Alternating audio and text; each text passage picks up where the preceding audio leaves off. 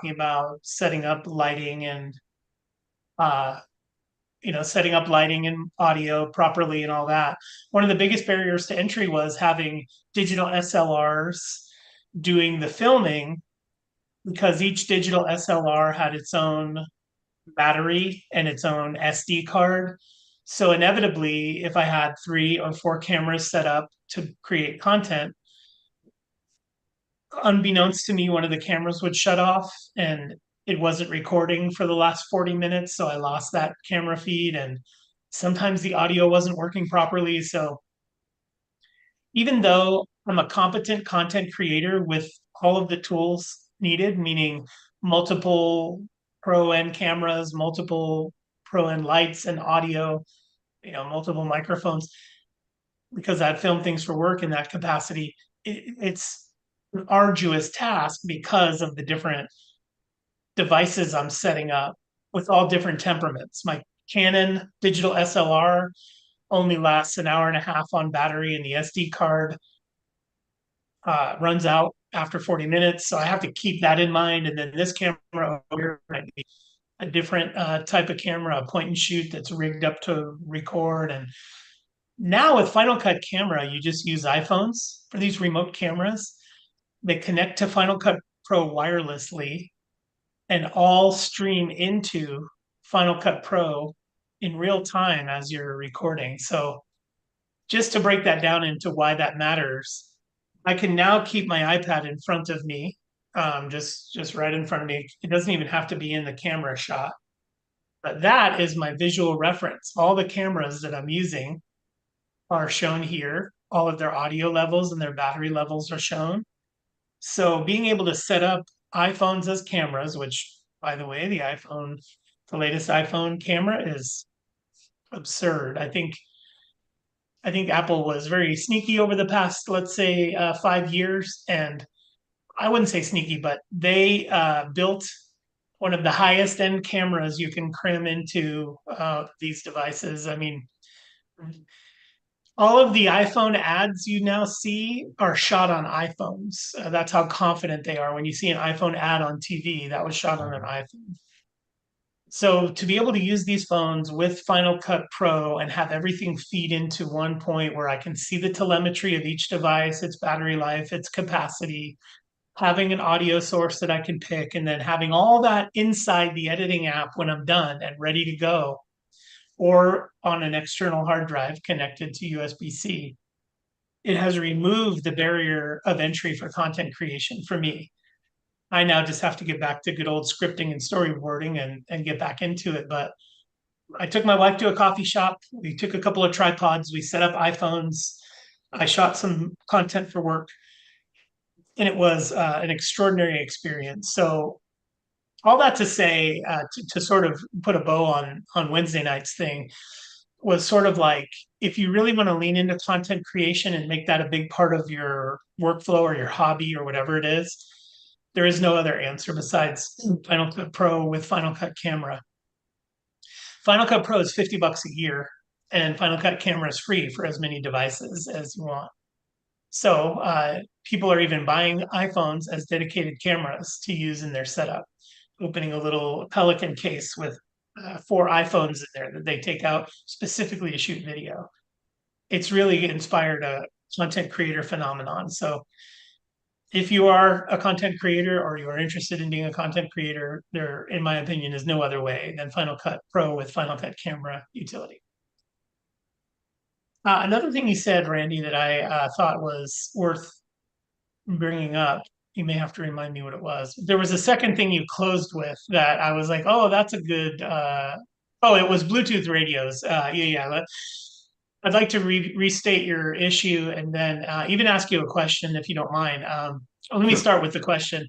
How often does your Mac reboot completely? Not go to sleep and wake up, but a full reboot. How often do you reboot your Mac? Would you say?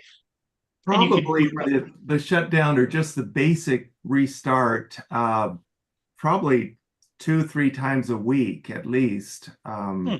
Okay. So and I do it quite regularly just to see what's wrong. Let's get it going again. But should I do the total shutdown and then a total restart? I usually just do a restart.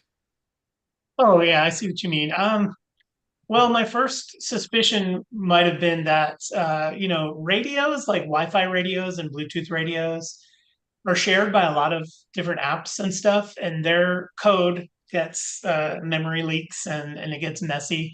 So a reboot of your Mac will reset all the radios permissions and sort of recompile their used up code to be new again, basically. So a reboot of the Mac should get you a new connection with your Bluetooth devices that will become corrupt over time, but at least it'll kind of reset that stuff. But if you're restarting 2 or 3 times a week, that's plenty. You shouldn't be seeing these issues. Let me ask you about this. What is the distance between the CPU itself, not the monitor, but the CPU? And if you're using an iMac, then it's all the same thing. Are you using an iMac first of all? And if not, if you're using a Mac Studio, how far away from your keyboard and mouse is it? Less than 2 feet. The Mac Studio computer sits right on the desk that I'm at right now, and then the studio monitor just actually fits right over the actual computer. You So shouldn't be having those issues no, then. I Yeah, really that's very shouldn't. strange. Yeah. Randy, Yeah, have that you paired and repair, have you unpaired and repaired the keyboard and mouse? Not sure. Let me ask a qualifying question. I have turned okay, well, this is not repairing then. I'm answering my own question. If I turn off the switch and then turn it back on, is that repairing? no, yeah, it is repairing, but not at the root level, right? It is pairing again with the device, but not doing the authentication that you did in the beginning. So I think what Ken is suggesting, you go into Bluetooth settings and remove it all together and then Oh, re-add okay. it as a device. That's good I advice because that'll rule out, Yeah, no, I can definitely differences in do that. I will yeah, try that after the meeting. I don't want to lose a moment of this meeting. And yeah, and yeah. the other thing, Randy, is it just the keyboard or just the mouse, or do these problems happen to both of them Well, it's concurrently? the keyboard and a little trackpad. So, it's it happens to all three, and then it comes back reconnecting or connecting, and it shows a picture silhouette of the device, on the monitor of what's being connected. So I might suggest when you unpair them, what you can do is use the cable that you charge it with plugged into the computer, and that will, quote, repair, not repair, but repair yeah. the Bluetooth, and that might help. The other thing is if you're close enough, I mean, and does it happen at the same time to the two or three devices? Oh, it's within a certain period of closeness. Yes, yes. Not always at the same time, but yes, I have had two go out at the same time. In the old days, we would have reset the param and the SMC, but we can't on a Silicon Mac. Uh, And also tell the neighbor to stop using the microwave at Yeah. certain hours or the hair dryer or something. But yes, some good ideas, though. I will try them. Thank you both. Appreciate yeah, it. yeah, try those as troubleshooting steps, and hopefully that'll solve the problem. But you should be seeing none of that. There should be no connection issues, no latency whatsoever, especially with the Mac Studio and those Pro keyboard and trackpad. It really should be performing well for you. So, okay, thank you for that question. There was another hand up. Oh, I see. I think Don. Go ahead, Don. Yeah, you mentioned you use both Mac Mail and Gmail. Is there advantages of one over the other or using both at different times? Yeah, great question, which calls for some unpacking here. One thing, the question was you use both Apple Mail and Gmail, but I want to sort of separate the stuff here because there are a lot of companies that offer you a free email address. Google does, that's called Gmail. Apple does, that's called iCloud. Microsoft does. That's called Outlook, right? Outlook.com is Microsoft's free email address. So lots of places will give you a free email address, and those exist on the web. Your email exists on the web. You have to choose a client, and that client acts as a window into your email account, right? You can now see your email account with whichever client you choose. Clients come in all shapes and sizes. You can access your email via a web browser, which is the most basic way to access it. It's the most basic type of client. And then companies like Google have built apps to act as clients for their mail. So, for instance, there's a Gmail app that you can download and open that when you check your Gmail. Then there are apps like Apple's Mail app, and Apple's Mail app allows you to put as many email addresses in there as you want, and it does not restrict who owns those email addresses. So in Apple's Mail app, I can put my Gmail and I can put my custom URL email in there. I can put my work email, and it will retrieve them all. So earlier I said I use Gmail and Apple's iCloud mail account, but client I always choose is Apple's mail application. So there's only one of those. Apple creates it. It's a blue icon with a little envelope. Gmail's app is a white white icon with a red envelope on it. They're different clients. So to keep things simple for myself, I use Apple's mail application on all devices, my Mac, my iPad, and my iPhone. And I just put whatever email addresses I want to check into that app, and that is my go-to client for checking email. I highly recommend using Apple's Mail app, even though there are frustrations that will make you want to break your device in half, snap it in half, because Don't the do Mail, that. yeah, I've been guilty of almost bending it a couple times, getting so frustrated with Mail's lack of competence sometimes. But I have found, especially in the pro world, do I have the Microsoft patch on? Oh yeah, look at my Microsoft. I'm a Microsoft certified. Even in the professional world of Microsoft Office, Outlook is just as bad. There are searing frustrations with every mail client app. Outlook is terrible. Apple's mail is terrible sometimes. You just sort of have to pick the lesser of all evils. And in my opinion, Apple's mail app is a really good choice because it's very tightly integrated with Apple's other services and operating system. And it is the least of all the evils, in my opinion. So I use Apple's mail client almost exclusively. And in the work world, I use Outlook, and they're equally frustrating. So if you get frustrated with Apple's mail app and you think, I'm going to abandon this and go find a better one, let me know if you do, because they all have their frustrations. I have tried out paid ones. So just to bring your question out here a little longer, I have tried out paid ones. There's one called Spark. And Spark is an email client and you have to pay for it. I think it's like $5 a month to use this email client.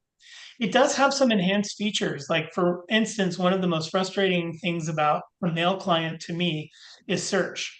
It is almost impossible to find emails from a day, a month, a year, or 5 years ago. It's almost impossible. But for some reason, when you pay, like for Spark, which is an iOS app, may end up in the chat here, it does enhance the features of like search. It dedicates a lot of time and energy into making those things easier.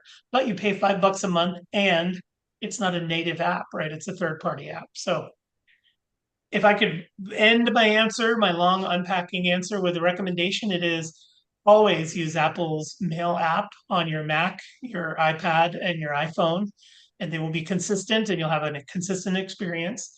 When you run into frustrations with them, just take it in stride because every mail app is bad in some way. And that is my closing recommendation. Quick follow-up. I use Apple Mail, but I download from my Gmail account. I forget what the protocol is. Is that any problem with that? Or No, that's exactly how you should be using it. That's exactly right. You basically use the Apple Mail client. And the way I imagine is it reaches up into the cloud, it grabs your Gmail and brings it down to that client for you.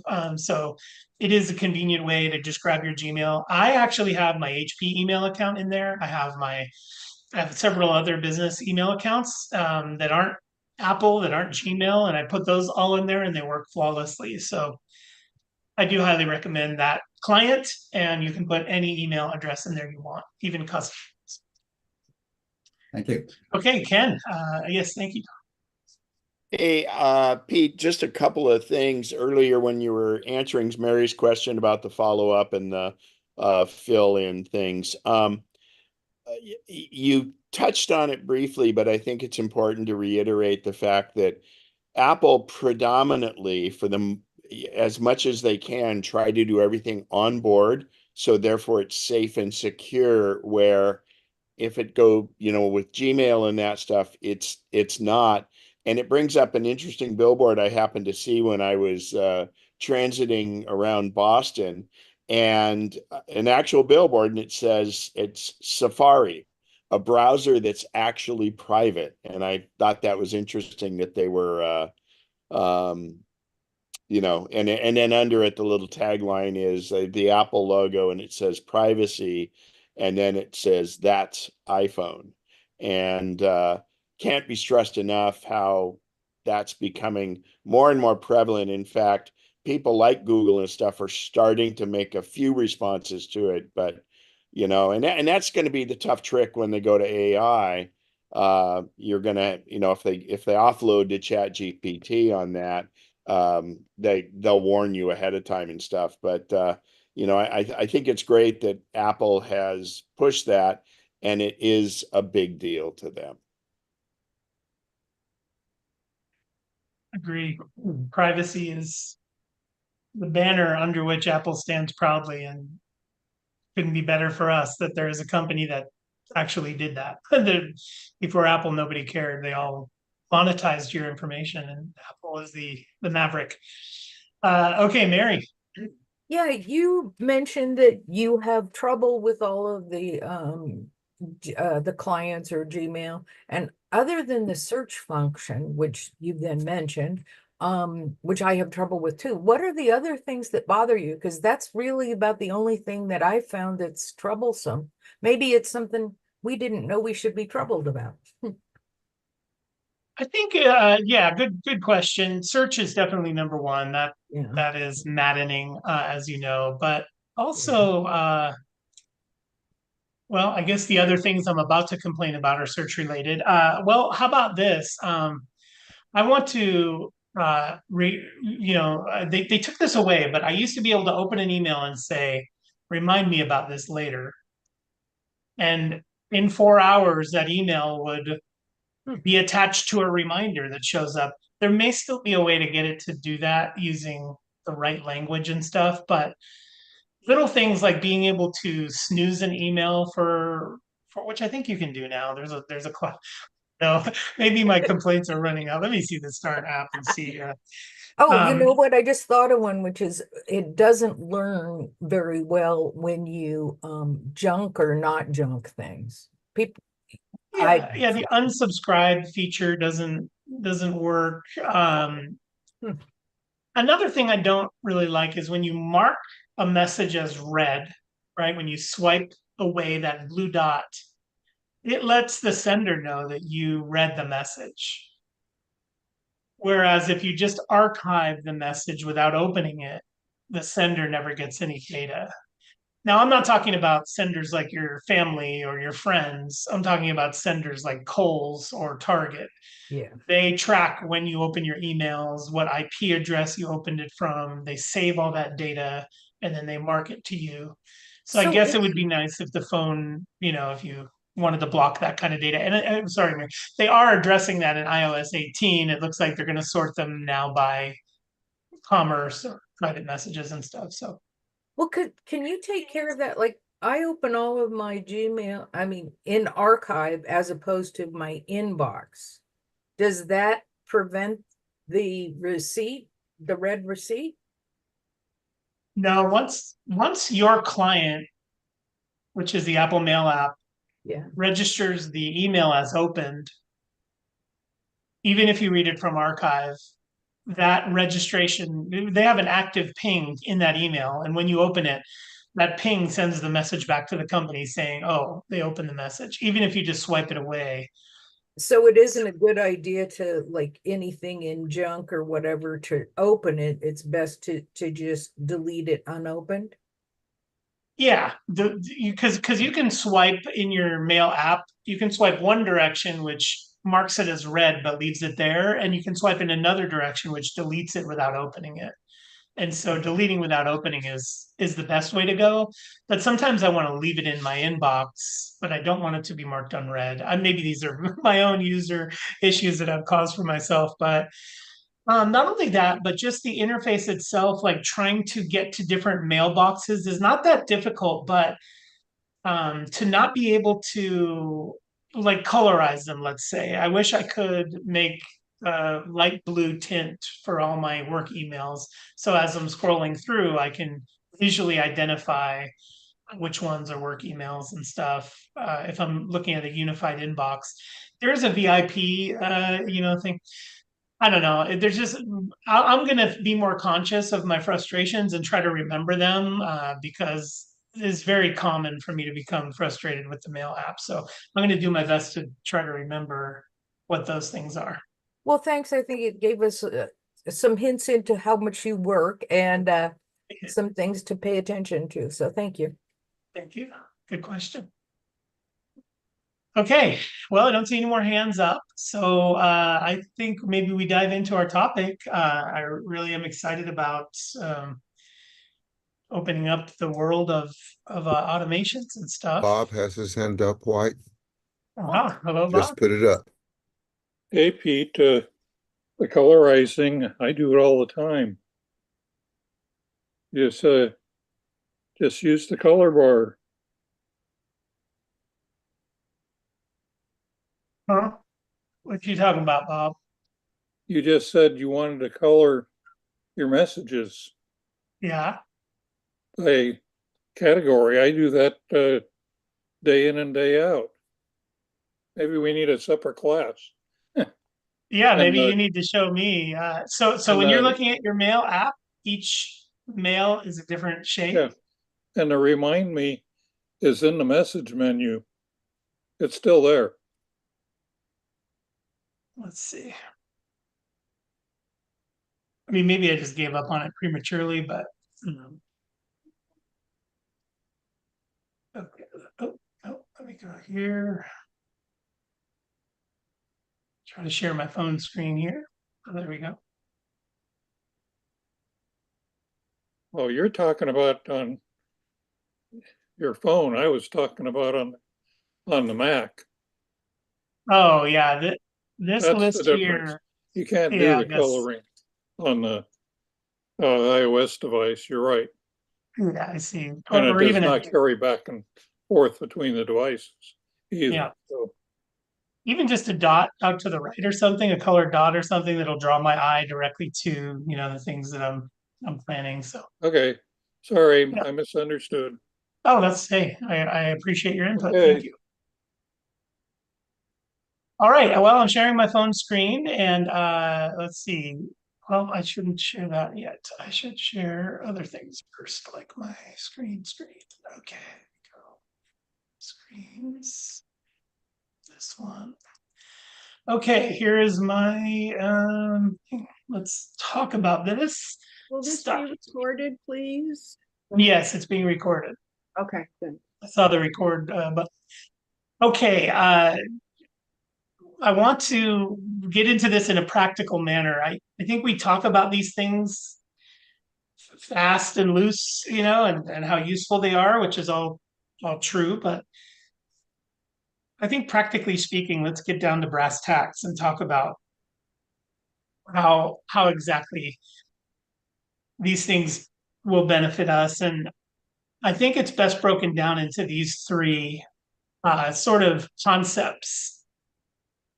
And if you'll ignore the text below and just take the headlines for the moment, and I will address each of the text below. This is what animations are for. But I want to talk about focuses, which I don't think is proper grammar. I think it's foci, maybe, but it sounds weird to say. So I want to talk about focuses and why they're important. And then I want to talk about how to automate stuff. And you'll see why that's important as we go through it, or you won't. I want to calibrate here and say that automation isn't for everybody. It is not necessary, right? At the end of the automate section here, it would be a valid argument to say, all you really did, Pete, was grouped 3 steps together into one. You literally saved me 4 seconds. Congratulations, right? I mean, we could live the rest of our lives and never create an automation. However, I do think some of them really come in handy, and it'll be up to you whether or not you feel motivated to explore automations. And then there's shortcuts, which is taking automations to the next level. It's almost chaining automations together with other steps to create group of or a sequence of things. It's just like programming, but for things in the real world. So let's start with focus, and we're going to jump in and actually create some focuses. But these focuses, there are a few pre-made templates that ship with your device, but I really want to dive in and create one for a specific purpose and talk about its use. So we'll do that first. We'll jump into focuses, and then for automations, we're going to create some automations together. So hopefully you have your phone with you, and the automations that we create you will be able to create on your phone. I made sure that the 4 automations we create here together will work for everyone. It doesn't matter.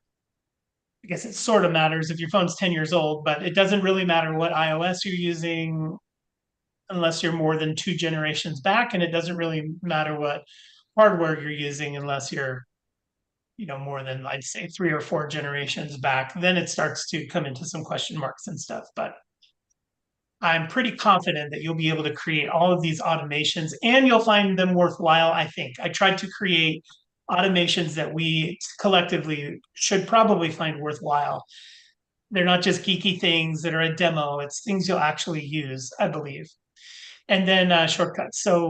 So ready to dive into focus? I'm going to stop sharing my big screen here and I'm going to share my phone screen so I can talk to you about focuses. I shared the wrong screen again, didn't I? Yes, I did. Share advanced, this one. Okay, let's go back here into this. Show my screen is connecting. Yes. Okay, there we go. I'm sharing my phone screen, so hopefully everybody can see that okay. And the first thing we want to do here is access focuses. And so those that area is found in settings. You could scroll through the list or search. It's really close to the top here. You can see focus is in the second cluster of selections here. So not too hard to find. I also want to take this opportunity to point out that the iPad will be identical if you're on your iPad. There's just more screen real estate. So on a phone, I have to tap to see the next screen, but on the iPad, if you tap focus, you'll see both this and the next screen. So I'm just going to tap on focus here. And there are a bunch of focuses that come on your iOS device by default. And you can keep those or not. It's really up to you. I don't find template stuff useful. I do not find template stuff useful, usually. I'm usually more of a curious creator when it comes to this sort of thing. But let's do both. Let's check on what they recommend and check on how to make our own with no guidance from them. But first, let's talk about how to invoke your different focuses. It's the same old way we used to do not disturb, right? If I pull down control center by swiping from the upper right of my screen and pull down my control center, I have a big focus icon there. You see it currently says do not disturb. If I long press on that icon, it'll pop up with all my other focuses that I have. So actually activating these focuses is pretty easy by just pulling down the control center, long pressing on your focus tile, and this should bring up all of the focuses you currently have created or that just shipped on your iOS device. So just once again, really quick, to invoke a focus, to either turn it on, toggle it on, or toggle it off, I would swipe down from the upper right of my device to invoke Control Center, and then either just tap that little moon icon. If I just tap it, you'll see that it turns off. And if I tap it again, it will turn on, do not disturb. And if I long press on that tile, it'll show me the whole list of them. And I'll show you in a moment why there are differences between them. Perfect. Okay, so let's jump into the focuses in the settings app where we were before. Again, that's settings, and then in the second cluster there, you'll see focus, and we can bring that up. And I'm just going to use the plus in the upper right, the plus in the upper right here to bring up this sheet here, which creates a new focus. And Apple was kind enough to create some starters for us. Some starters. Thinking about focus is sort of like thinking about a more advanced do not disturb. Let's think about what do not disturb did for us. Do not disturb, when we invoke do not disturb, back in the day when there were only two states, the two states were disturb or do not disturb.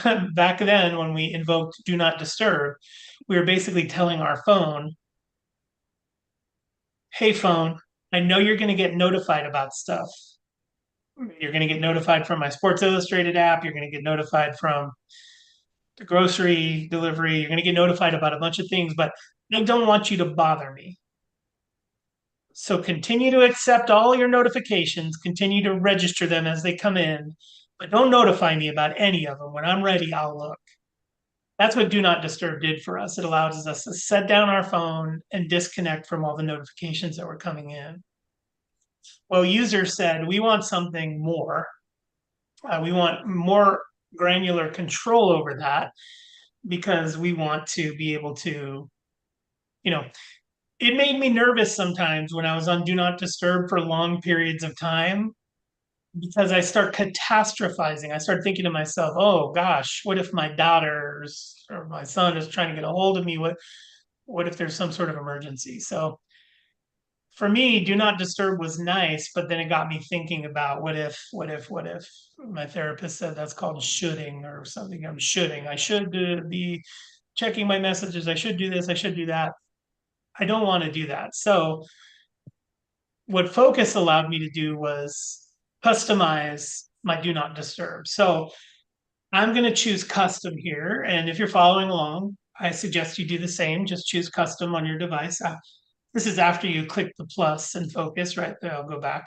There's a little plus in the upper right-hand corner there. You may already have a list of focuses like I do. You see, I've got do not disturb, driving, movies, etc. It's okay. You can still click the plus and we'll just create a new one. And I'm going to start with custom. I'm not going to use any of their, any of the ones that they've created. Now, for this focus, you get to name your focus whatever you choose, whatever your desire is. Let's think about what we want this focus to be. I would like for this focus to be when I get well, let's see, focus. I want this to be for when I'm working. I want a different subset of notifications when I'm working. So for instance, if I sit at my desk and I invoke my new focus that I'm going to call work, or working, I like that. When I invoke my new focus called working, I do not want to get notifications from Instagram or TikTok or YouTube. I don't want entertainment to come to my eyes through notifications because I'm trying to focus on work. However, I don't want to turn off all notifications. So this will give us some fine tuning control. So I'm going to name my focus working. I'm going to change the icon. Let's see, doctor stethoscope. No, I'm not a doctor. Let's see, what am I doing while I'm working? Oh, lots of icons to choose from. Maybe I'll just choose this one, which is just people. I like that. I'm working and having meetings and with people. And I'm going to make that gray. Oh, or no, I don't want to make it gray. How about a little orange pop there? Okay, so I named my focus working. I picked the icon and the color that I like. And don't glaze over this step because your focuses, if you create several focuses, your focuses will be more easily recognizable by their color and icon than just the word. And sometimes the icon is all you can see. So making it something relevant to the focus you're choosing is a wise choice at this point, I believe. So this focus is called working, and then I'm just going to tap next here. And this is giving us you might not get the screen. This is Apple creates this sheet when they make key updates to their apps. So if you open Pages, sometimes you see the sheet. If you open a new an Apple app that has new updates, this is the sheet that they share what the updates are. So I'm just going to click Customize Focus here, and it brings us to this screen. We are now building a focus for work. So when I pull up to my desk at 9 a.m. and I start work, I am going to invoke this focus.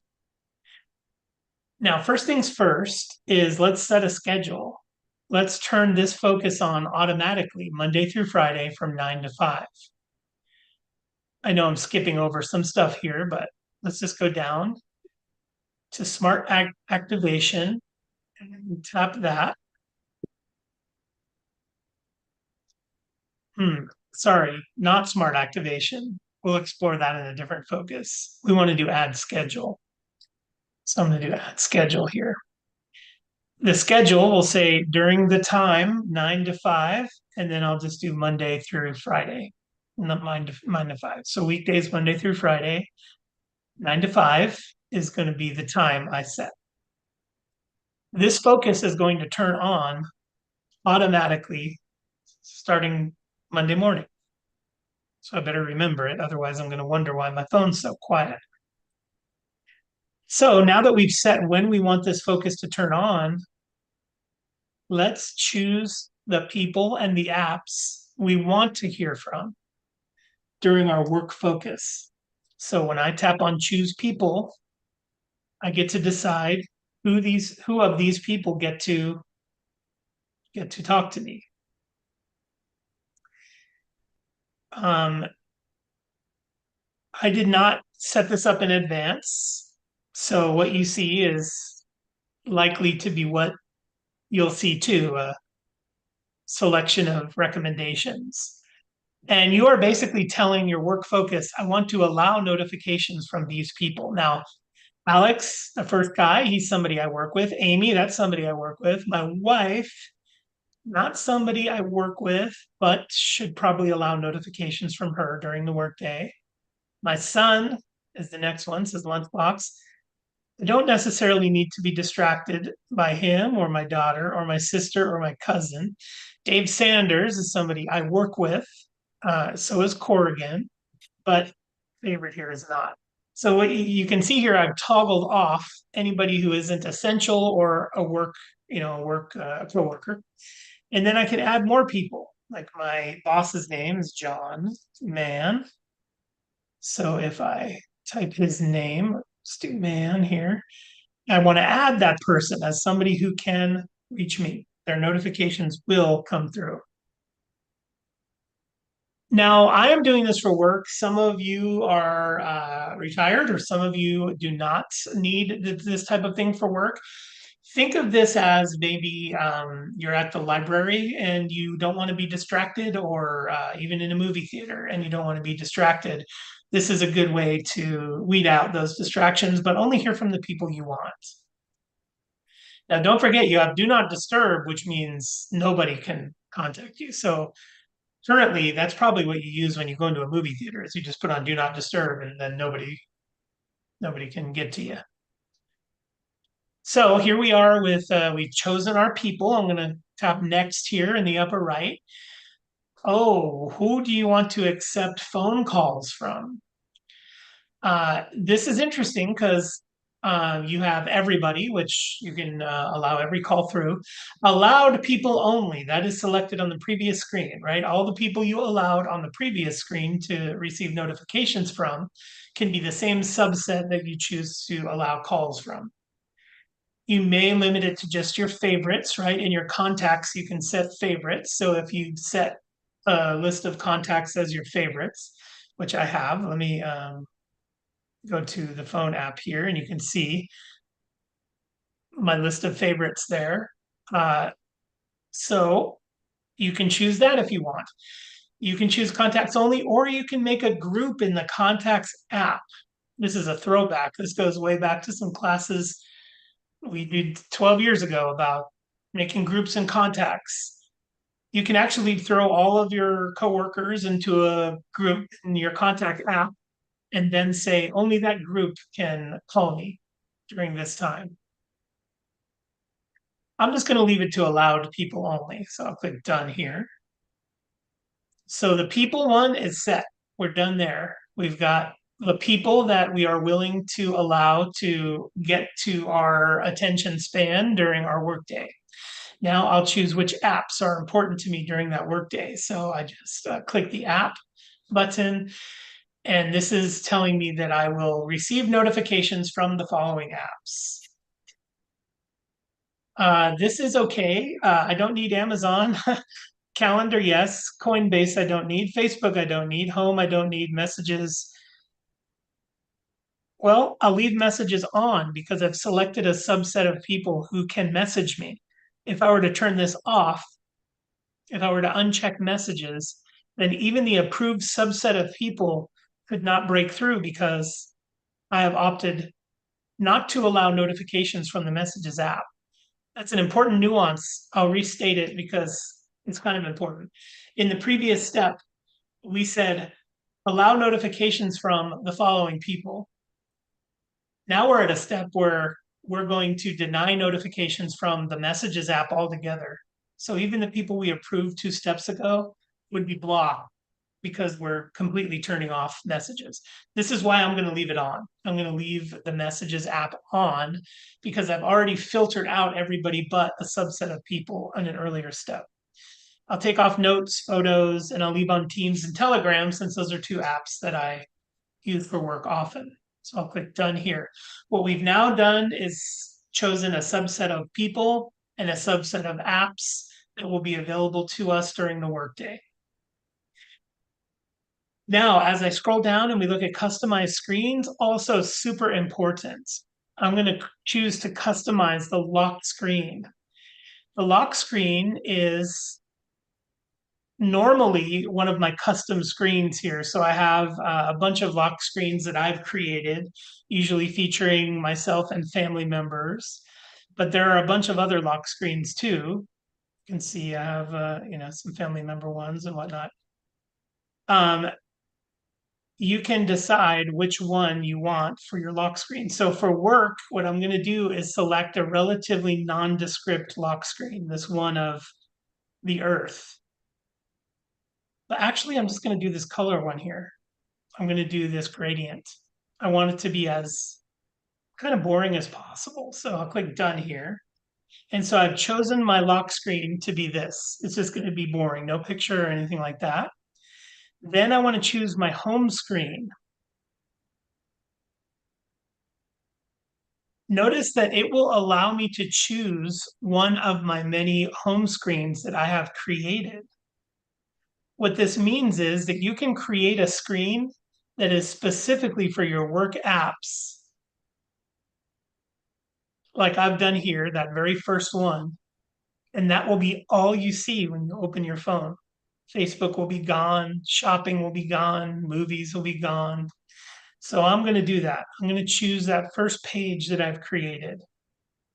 Now you might be getting ready to raise your hand and say, where do I create those pages from? Those are just your home screen pages. You've already got them created.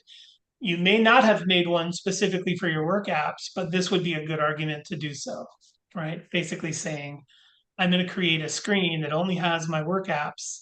And then when I invoke my working focus, my phone will be reduced to just those apps on a temporary basis. So I'm going to click done here. So what we've done now is we've reduced our lock screen to be boring, because when we're at work, that's what we want. We've reduced our available apps to just those that are relevant to work. And then for my watch face, I'm basically going to do the same type of thing. I'm going to find something relatively nondescript. Astronomy will be fine, or vapor. I like vapor.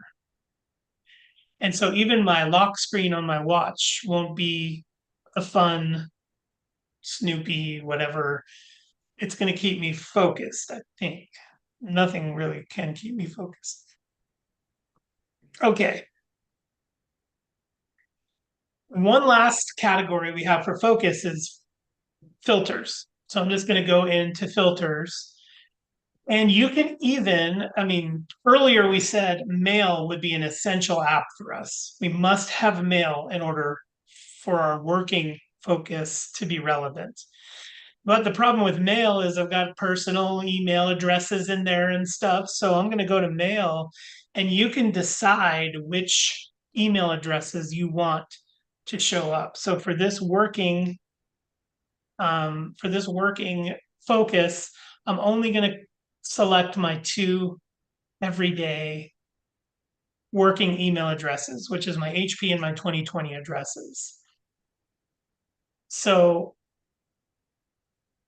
now when I open the mail app, when I'm in the working focus, I can't wander into my Gmail and start messing with that. So I'm going to click add here as that focus filter. There are more filters that I can add. I can filter my calendars and say I only want these specific calendars. So I'm going to choose my 2020 and my HP calendar. Click done. So now I have another focus filter. I've filtered my mail and I've filtered my calendars. I'm going to do one more, and that's going to be in messages.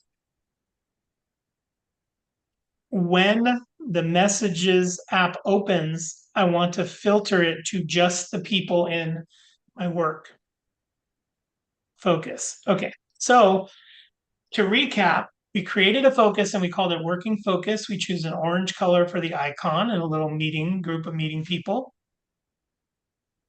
We decided which people and which apps we wanted to allow notifications from. We customized not only a screen for cosmetic reasons, but we also customized our app screen so we wouldn't get distracted by the Kohl's app while we're trying to work.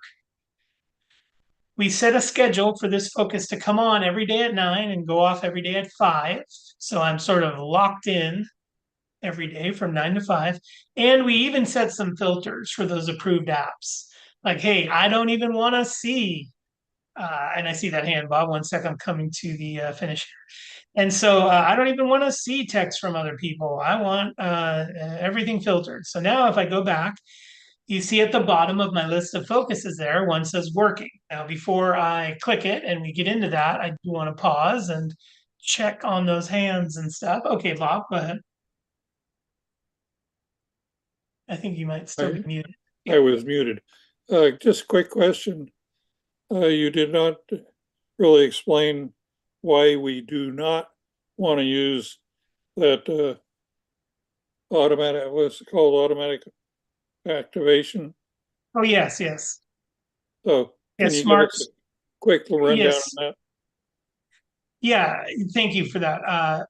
Smart activation is um, something that you would sort of let Siri handle. So for instance, smart activation, you're leaving a little bit to hope here, but you hope that it activates when you get to the movie theater.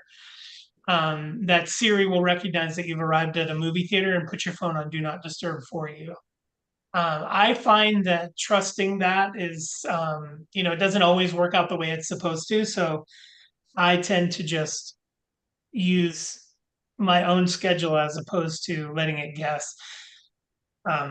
Yeah, like for instance, if you do a fitness one, when you get to the gym or at a location that's recognized as a gym, it's supposed to open the music app and turn off notifications, but it is spotty in my opinion. So I just do the hard scheduling.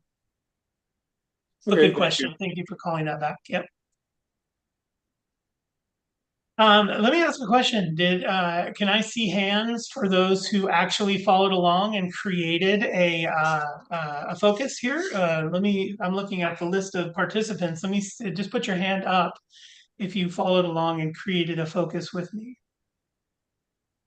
Or on camera too. I just want to get a sense for yeah, you can put your hand up without turning the camera on if you want to, but yeah, it looks like a handful, and maybe a handful aren't responding. So maybe 10 or so people. Okay, I see that hand now. Thank you. Yeah, good. I'm just wanted to get an idea. Okay, and then let me ask, are there any questions about this process so far? The next thing I'm going to do is go in and turn it on and kind of show you what happens when that focus gets turned on. But any questions about the process here so far? This Okay. is Lena. It's embarrassing, but I never found focus. So I it's, see. I'll replay this, but I I never see. got into focus. Bye. Just a quick refresher, focus is in settings, and then down in the second cluster of choices, you'll see focus down there. But yep, I understand getting out of sync there. That happens. Hey, Al, what do you got? Yeah, maybe I missed it here, but you picked individual people that you allowed to filter through. But what if, your work group is dynamic and you have maybe infrequent folks who you had conduct business with, you want to include them in the group. Can you just like make a contact list work group, and then as a pass, you just put them in there and say everyone in that contact group allowed to come through? Yes, yes, indeed. That's the throwback we were talking about, where the contacts app, they took this away for a while, or I might be crazy, but for a while, the contacts app didn't allow you to do groups anymore. It took it away, but now it's back. So even the contacts app on iOS, you can create a new group, and that's exactly what I recommend, Al. You just put all your work contacts in that group, and you delete them as they go away or add them as they come, and then that becomes your dynamic work group, kind of managed by the contacts app. But it does have contact group as one of the options for filters. So yeah, you can name a group workers, coworkers, and then invoke that as the filter. Thank you. Thank you. Yeah, Peter, I see that hand. Yeah, I added a focus a while back, and one of the first things when I did that, apparently when I tried to do it this morning, I no longer see the plus there to add another one. It's like, and I don't even see how to remove one. I never removed one before, so I don't know how to do either at the moment. So that's one Okay. reason I wasn't unable to add anything right now. Do you have a lot? Is that maybe why? Do you have a very long I've got list? 10. I've got 10. I counted them while I 1, was 2, 3, 4, 5, 6, 7, 8. I'm gonna make 10 on mine. I have 8 now. I'm just gonna do a fitness one. Great. Okay, and then I'm gonna do a reading one. Great.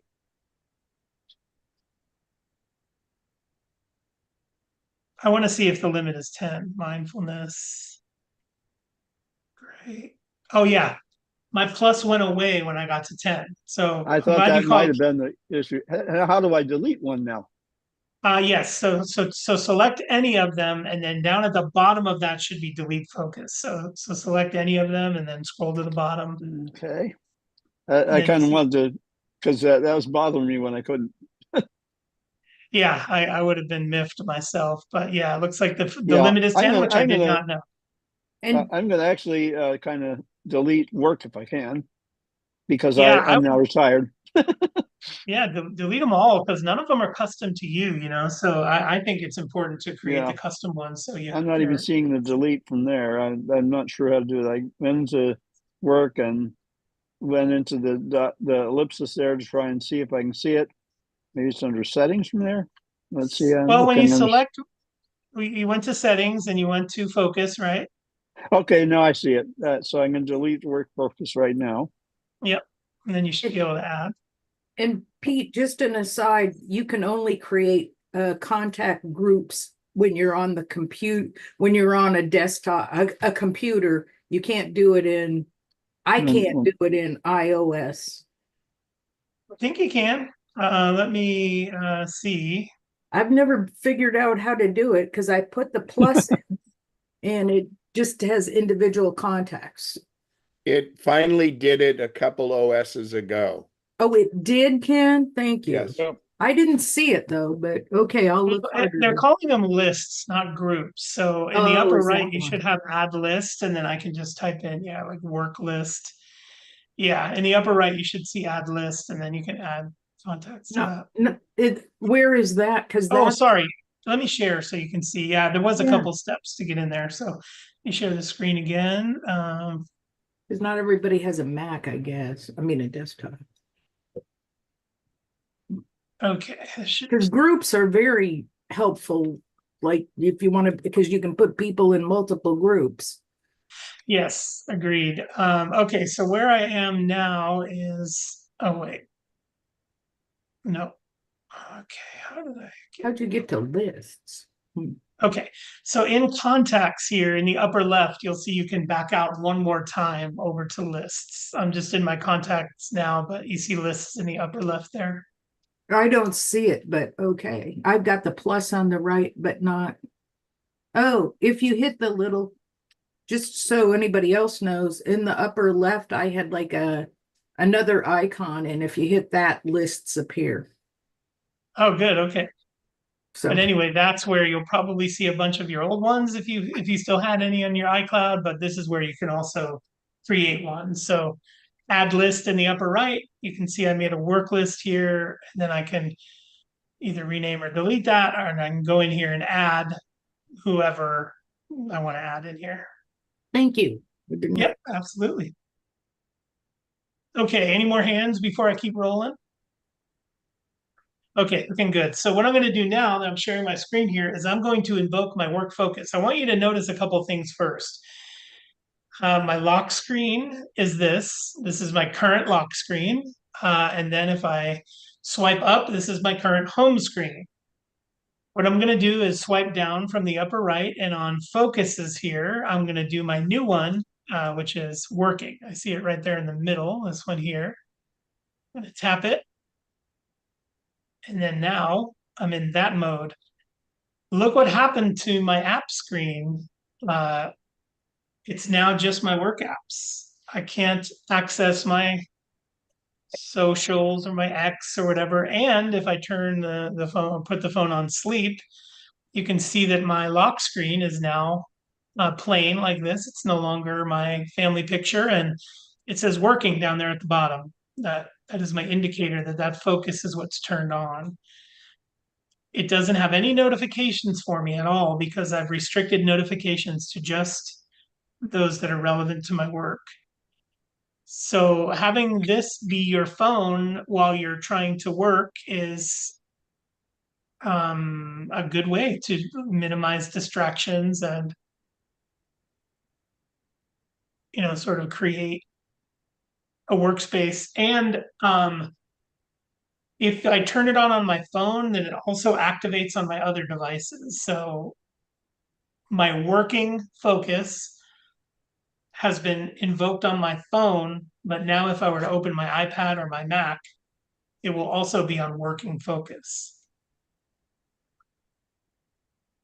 I want to call attention to the big icons on this screen. You see two large, you know, you have all the little app icons, but then I put two large tiles at the top. Those are called widgets.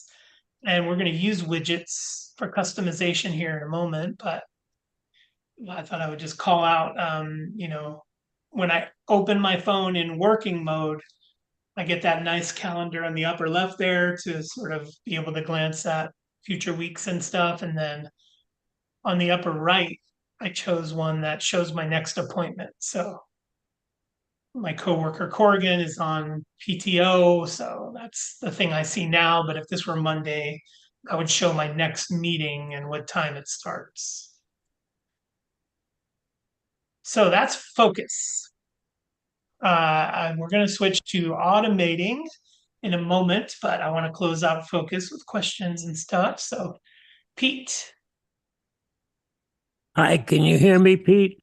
Yes, I've got you. Thank you for this. What about like my wife and I at our age, we're in our 90s, we get a lot of phone calls from doctors. Do you get calls from doctors? Maybe you ought to put that in there also. I highly recommend that. Yeah, if you have any situations that can escalate or become urgent, don't forget those people need to be in there. I recently had an insurance situation where we had water intrusion, and insurance had to contact me fairly regularly. I had to add them to my allowed people because at the end of my workday, I would see 4 missed calls and 3 voicemails from them, which were hidden from my view during the workday because of all the focus filters. So you bring up a great point about doctors or any situations that could become urgent, or any family members who may need you for any urgent reason. You want to make sure you add them to your focus. Definitely some good things to consider there. I also just want to close. Oh, I see the hand, Mary, but I just wanted to close focus out with saying that I cannot stand how much attention these devices demand. As a family, I'm raising 3 kids. As a family man, it's remarkable to me to watch and see how many times these devices beckon for you. Whether it's something as silly as Tom the cat needs to be fed because it's some game where you're trying to keep up with something, or your insurance company's calling. It's really a demanding thing. It's quite exhausting in my opinion. You might think the opposite of me, but I love to lose track of my phone when I'm at home. When I'm not working, I love to not have that thing in my hand and not even know what room it's in, because it's just so demanding. So I highly recommend you explore focus to lower those demands on you, constant.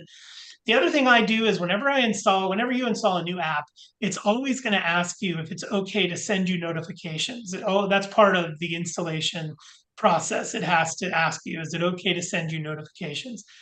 I almost 100% of the time say no. It is not okay for you to send me notifications. Send them to the summary at the end of the day, and I'll look at them when I want to. But I do not want my attention to be demanded throughout the day, every day, by Target or Kohl's or sports and scores and all this stuff. It's really tough to manage. Okay, Mary. Yeah, this is a little aside, but when the gentleman mentioned doctors, that's a perfect idea to make a group for your medical stuff. And that probably is true for many of us, whether we have a work focus or not. And my technique is in the contact list, I always start them with doctor something. So they're all in the D group. So that I grouped them that way. It's just a hint and it's an aside, but I Well, it think can't be understated, though. It's so important that if you are going to try to manage your intrusions from this device, that you do the common sense step of like going, okay, there are 5 people that must be able to get a hold of me at all times. So let me make sure, like you said, I've created a list in my contacts or something like that where these folks do have access, uninterrupted access. It's like my kid, like my 3 kids. I have no focus that blocks those 3 out. They've got to be able to get a hold of me anytime. Who knows, So yeah, but by the way, that's all well within your control and very customizable. So yeah, Randy. Yes, wasn't there at one time, and is it still in effect, if you were to call 3 times in quick succession, someone could get through? Is that still working? Yeah, good call out there. Yes, there is a way for you to allow people to get through your do not disturb by calling multiple times in a row. trying to find where that I setting is. think it's twice, and unfortunately, some of the scammers have gotten key to that. For sure. Yeah, I wonder where one might probably in contacts. Maybe. Well, I'll look for that one, or it might even get posted in the chat. But yes, there is a setting where you can say if a known contact or somebody in my favorites list calls me, let those calls through. See, there are people who don't want to get this granular with focus. They'll live the rest of their electronics using lives, never making their own focus. So what they did as a concession is the actual do not disturb, which most people just use as binary. I'm either on do not disturb or I'm not. They've made it so calls can get through from your favorites list to sort of get around the fact that you don't want to block anybody out completely if they need to get a hold of you. So that's a little sloppy when you consider, like Ken said, there are companies that they're telling me they want to talk to me about my car's extended warranty that have caught on and are able to call twice to get through. So that's where I think focus wins, creating your own focus. Okay, amazing. Let's automate something. Let's have some fun with automations. I'm going to jump in here, share my phone screen again. And okay. In this segment, we're going to be dealing with the Shortcuts app. It's already on your device. We're going to use the Shortcuts app to create an automation. It sounds kind of counterintuitive, but the Shortcuts app is the hub for automations and shortcuts. So in the Shortcuts app, we're going to do automations. The app is on your device already, unless you manually deleted it. And I'll show you the icon looks like this. It's a little sort of a rainbow letter S in the upper left corner there. That's the app we want. So I'm going to launch Shortcuts. And the first thing to point out here in Shortcuts are the three tabs along the bottom. You will lose your place or your context in the app fairly quickly if you don't allow your mind to anchor those three icons at the bottom. When you're in the Shortcuts app, you are always going to be either in Shortcuts, Automations, or Gallery. Those are the only three tabs in the Shortcuts app. There's a lot of sub windows and menus, which we'll get into in a minute, but those are the only three tabs in this app. The third one, which is Gallery, we won't be dealing with today. However, I recommend you explore it because it is a gallery of shortcuts that you can download onto your device. And there are some pretty amazing ones, which I will show, but we're not really going to get too much into Gallery. So that leaves us the other two tabs, which are shortcuts and automations. We're going to spend most of our time in automation because that's where the mechanics of a shortcut are born. I've probably lost quite a few of you by now, but I want to call you back to lean in.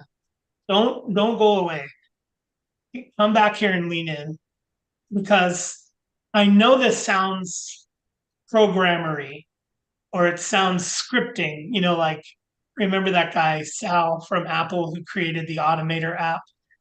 And us geeks were like cheering him on. We love the Automator app. But then it sort of became obscure. It still lives for the geeks like us. I'll tell you what, iOS automations are for everyone, and they're very easy. I don't think you need to understand anything but a little bit of logic. You don't need to understand programming. You don't need to understand the way electronics work. You just need to understand an if-then statement. To create an automation, you simply need an if-then statement. If-then statements are not technical. You deal with if-then statements 1,000 times an hour. If I sit down, then I will rest. If I stand up, my knee will hurt. If I walk up the stairs, if-then statements exist around everything. So the only thing you need to create an automation is an if-then statement. So hopefully you have the app launched.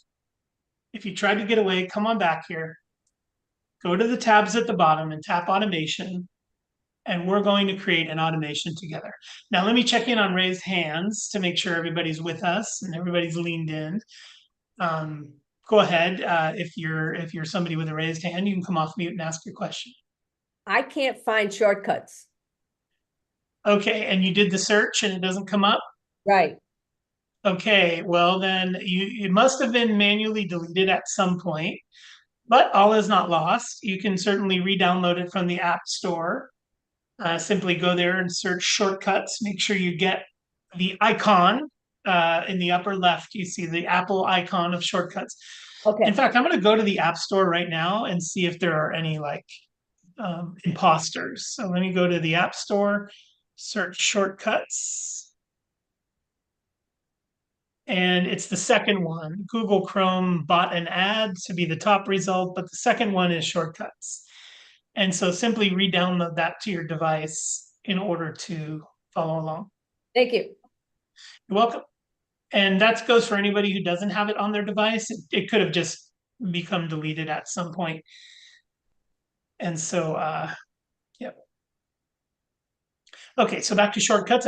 I saw another hand go up, but it came down. If you want to, please come off mute and ask your question. But okay, hopefully I've got you all leaned back in. You've got your iOS device, which is either your iPad or your iPhone open, and you've launched the Shortcuts app. If for some reason you didn't have the Shortcuts app, you went and got it from the App Store. It's free and should just take a second to download. And then when you opened it, we were focused on the fact that there are only 3 tabs in the app. So while it can get a little bit complex, you can keep your context of where you are by just glancing down at the bottom there. We're in automation, but there's also shortcuts in gallery. We're going to stay in automation for most of our time here. So let's think about an if-then statement that might be useful for us. Again, it's not necessarily related to technology, but since it's going to exist on the phone, let's think about something. I will propose one. I have one that I think might be worthwhile. How about every time we open the Photos app, our screen brightness goes to 100%. And then when we quit the Photos app, our screen brightness goes back down. That way, when we open the Photos app to maybe show somebody a photo or look at one ourselves, we're not fumbling to brighten the screen so everybody can see it. It just happens when we open the Photos app. So that is an if-then statement I can get behind. If I open the Photos app, crank my screen brightness up to 100%. When I close the app, bring it back down. Because who doesn't want their Photos app to be at full brightness? After all, it's a visual thing you got to be able to see. So I think we have our if-then statement. Let's build it. So we're in the automation tab of the Shortcuts app, and in the upper right, there's an ominous plus button that's beckoning us. So I'm just gonna tap. And here is a new automation. This is how you start your automation. So we decided we wanted the Photos app to invoke 100% brightness when it launches. So let's find that app. Let's find the Photos app. So if you're with me and you click the plus, you'll see this sort of complex menu here, but don't let it bug you because there's a search function at the top. So our if-then statement is, if we open the Photos app, crank the brightness up to 100, and when we close it, crank it back down. So in order to do that, we need to tell automation that we're looking for an app, right? We're going to specify which app, but let's just start by telling it we want to trigger this with an app. So I'm simply just going to type in app in the search box.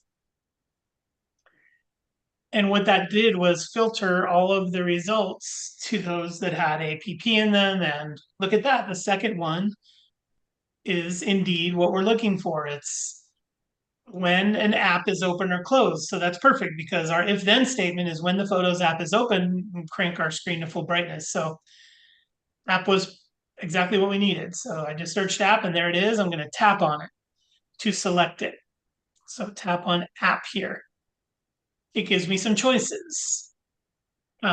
It'll allow me to choose which app, and it'll allow me to choose, do you want to have the then statement happen after it's opened, or do you want the then statement to happen after it's closed? So if app is opened, then crank up brightness.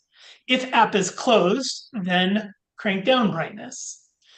So again, we're just sort of taking our everyday if then statement logic in plain English, and we're trying to figure out how to give input to get to that result. So I'm going to start, don't you start all over, you stay right where you are, but I'm going to start all over just so you can re-see how easy it was to get where we were. Because sometimes I do a lot of talking, which makes it seem like it's a lot more complicated. But here, I'm just going to open the Shortcuts app. I'm going to use the plus in the upper right. And since our if then statement is if the app Photos opens, crank the brightness up, well, then I'm looking for an app. So I'm going to type in app here. There it is. The extension to have an action run when an app is invoked. Which app? It says choose there. So I'm going to tap on choose, and that's going to open all the apps you have on your phone. Here they all are. Everything you've got on your phone will be in this list. So I want Photos, which is going to be pretty far down in the list. So I'm just going to search for it. And there it is, Photos. That is indeed the app that I want to use as the trigger for this automation. So I'm going to tap it and tap done. So what we've just done is we basically said this automation will run when the Photos app is opened or is closed, as you can see there. So when Photos is opened, and we have one more choice before we click next. This says run after confirmation or run immediately. In this step, you will decide whether you want to approve this action manually or just have it run automatically. Now let's think about that for a moment. Our if then statement is if we open the Photos app, turn the brightness up all the way. We have to ask ourselves, do we want to be asked for permission every time that happens? Every time we open the Photos app, do we want a box to pop up that says, is it okay to make your brightness 100%? You may have a good argument for that, but I don't. So I'm going to just tell it to run immediately. You don't have to ask me, just do it. Now I have to answer the question, do I want to be notified when this automation runs? Again, for this one, no way. I don't want it to tell me I'm turning up your brightness every time it turns up the brightness because I want this to be automated. So I don't even need a notification, but there are arguments for having this turned on. For instance, I have one that makes my front door unlock when I approach. I do like to be notified when the front door is unlocked because then when I walk up to it and push my way through, I don't bang into the door because for whatever reason it did not unlock. So I do like to be notified when it is locked. However, for the brightness one, I'm not going to ask for a notification. So I think we've exhausted the three parameters of this step. One was let's choose the app. Our if then statement is if the Photos app is launched, then crank the brightness up to 100%. So we've got the right app here. Is opened is the right action. And then do we want it to run immediately? Yes, we don't need a confirmation step and we don't need a notification step. We can just run it. Now it's time for the next button. So let's hit it. The next button, it's now saying, okay, when Photos is opened, do what? Again, this is a menu with tons of options and don't let it get to you. There's a lot of stuff here. We don't need to worry about any of it. We just know that we want the brightness to go all the way up when we open the app. So I'm going to use the search bar because I'm not sure exactly what I need to search for here. Huh, it's not settings.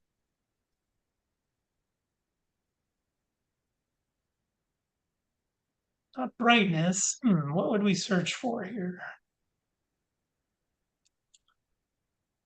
Let's see. It wasn't interesting. Let's look at my notes real quick. Because there was an explanation I wanted to give here.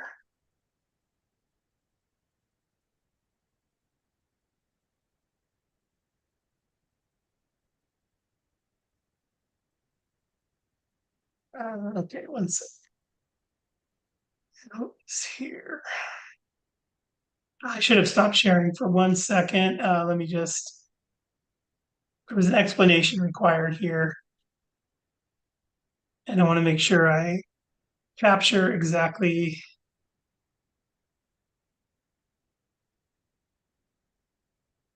Okay.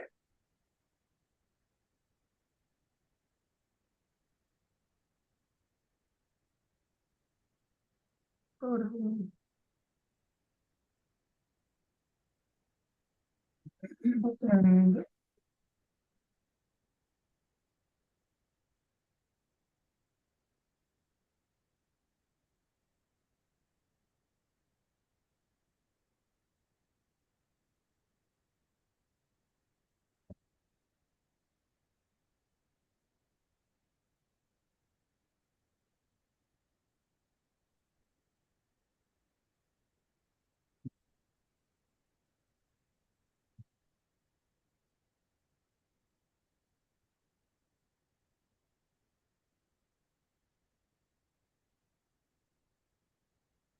sorry for the delay. 1 second. I'm trying to search for a note that I have.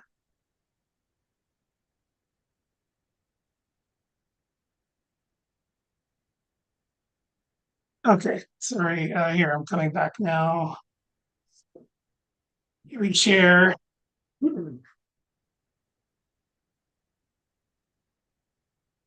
Okay, here I am back to the share. Let me close my iPad. I got my note out of there. Okay. Sorry, let me rejoin you. We're on the app, photos. It's going to rebuild this from scratch because I had to take it down to see my note. Okay, from photos is open, run immediately, and then we were on next. Okay, we were on this screen here. And we just want new blank automation here. These are a bunch of already assembled steps and stuff that we do not need. We just need the next step without any help. So to do the next step without any help, we just simply want new blank automation here. You'll see that as the first option. And what that does is basically allows us to add an action into our if then statement. We've already got the first action, which is if the Photos app is opened. Now we need the second action, which is we want screen brightness up to 100%. So here we would add that action. And we can search down at the bottom. You can see we can search for apps and stuff. So let's search for the settings app.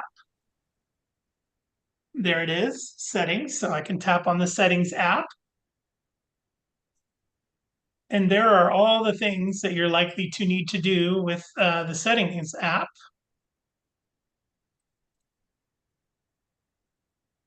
And we are looking for brightness.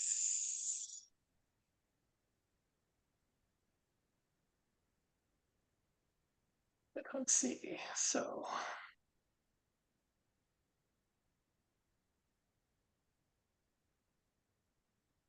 Okay, I was not specific enough. I did search for the settings app.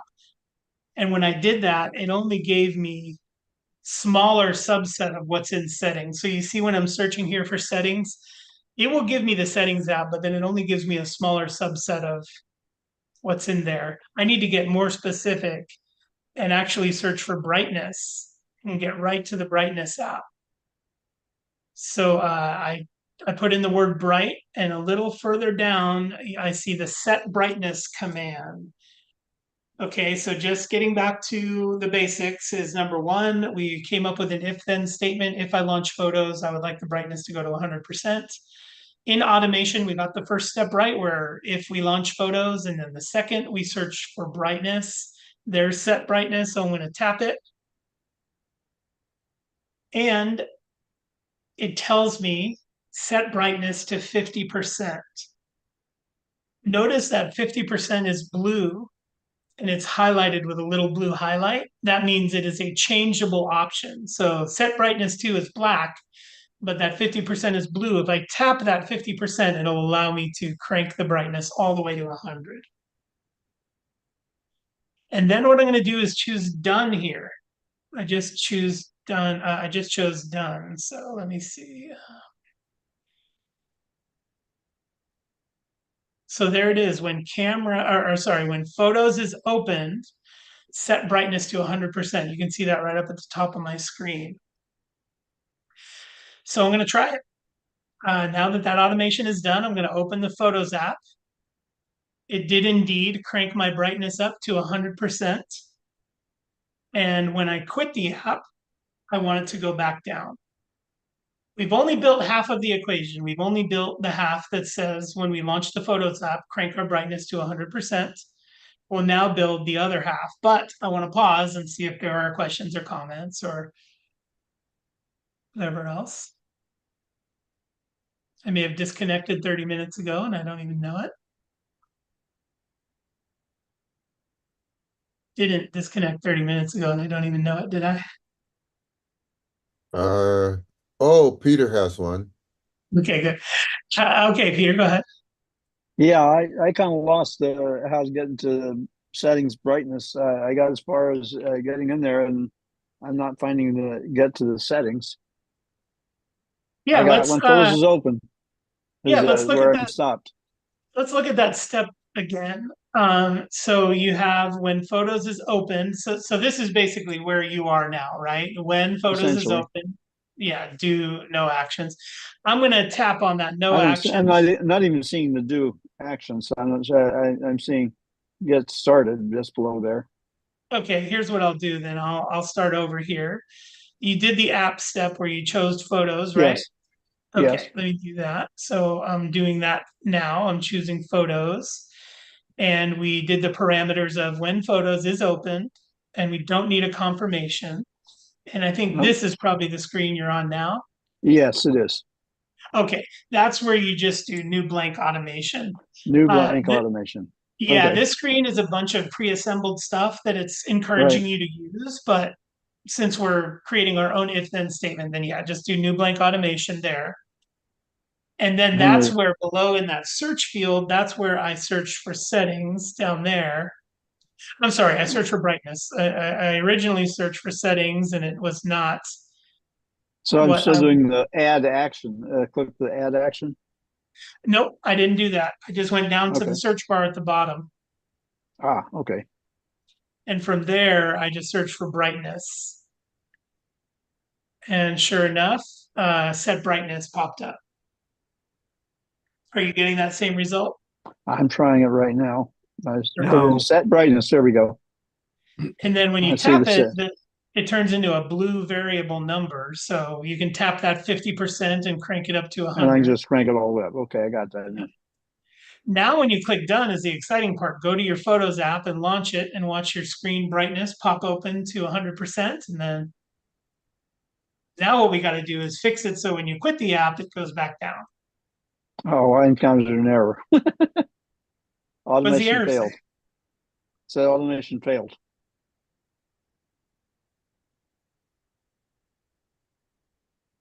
Okay. Don't know. Going back to.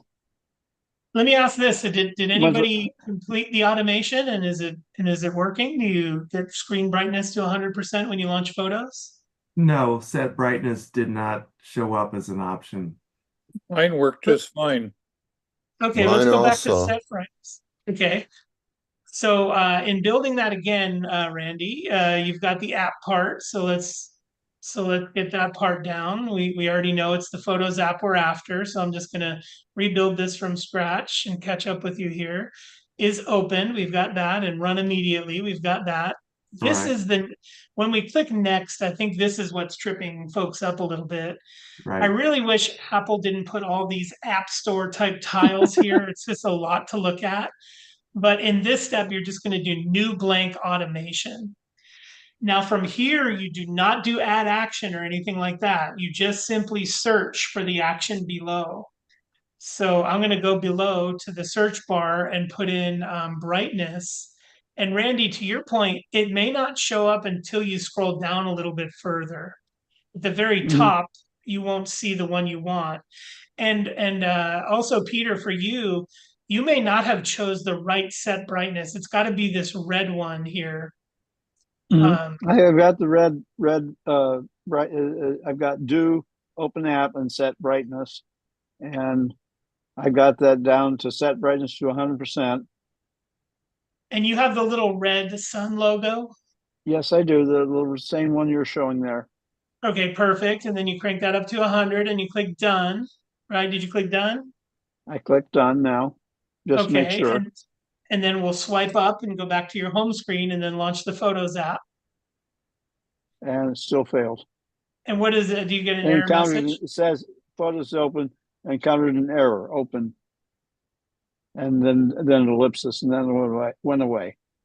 Were you already at 100%? I don't know. I may have been. I don't know. Yeah, put it on like 20% and then try again and see if that works.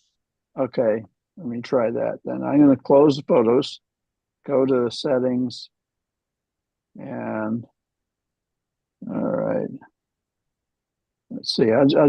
Let's see. I'm trying to find brightness again on here. Display and brightness.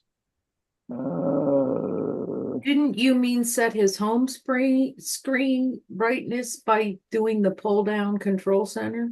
Yeah, this one here would That be you could fine. see if it cranked up to 100%. Okay, what I'm seeing under brightness is a bar to move the setting, and it doesn't look like it's anywhere near 100%. It's not well below halfway, but Yeah, it then does there's some say True Tone. other issue. Hmm? There's some other issue then. There's some reason why Yeah, it's erroring out. I guess I'd want to see a snapshot of your automation, just maybe that would help me troubleshoot. It should look like this. Okay, let me get back over to that and see. What I've got is showing automation personal. And when photos is open and set, open app and set brightness, and it doesn't say do. It says personal, and show. Now I may have showed you the screen, but I'm seeing a little upward pointing arrow like you were seeing there for a little bit there. Yeah. Yep. You see this list, it says automation and then personal, right? It says automation personal, and it's showing only a single item because that's the one I'd selected.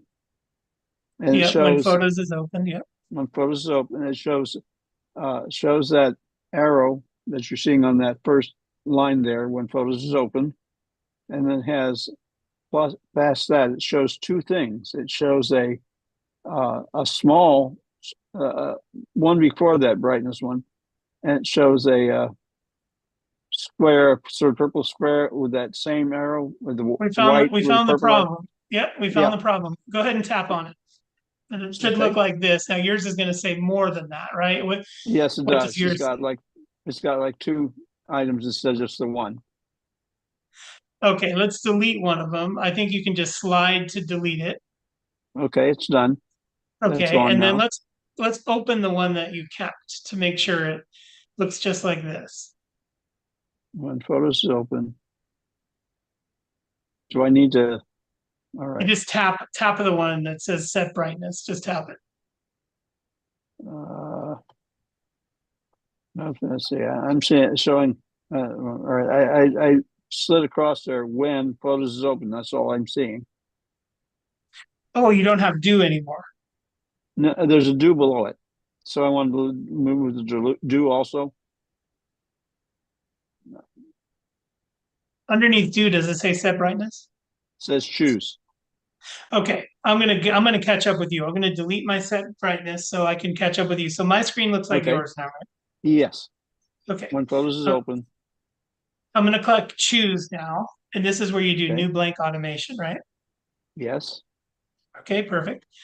And then from there, we're not doing add action, so don't press that button. Okay, maybe that's what I did. I think, I'm yeah, not that's sure. tempting because it's right up there.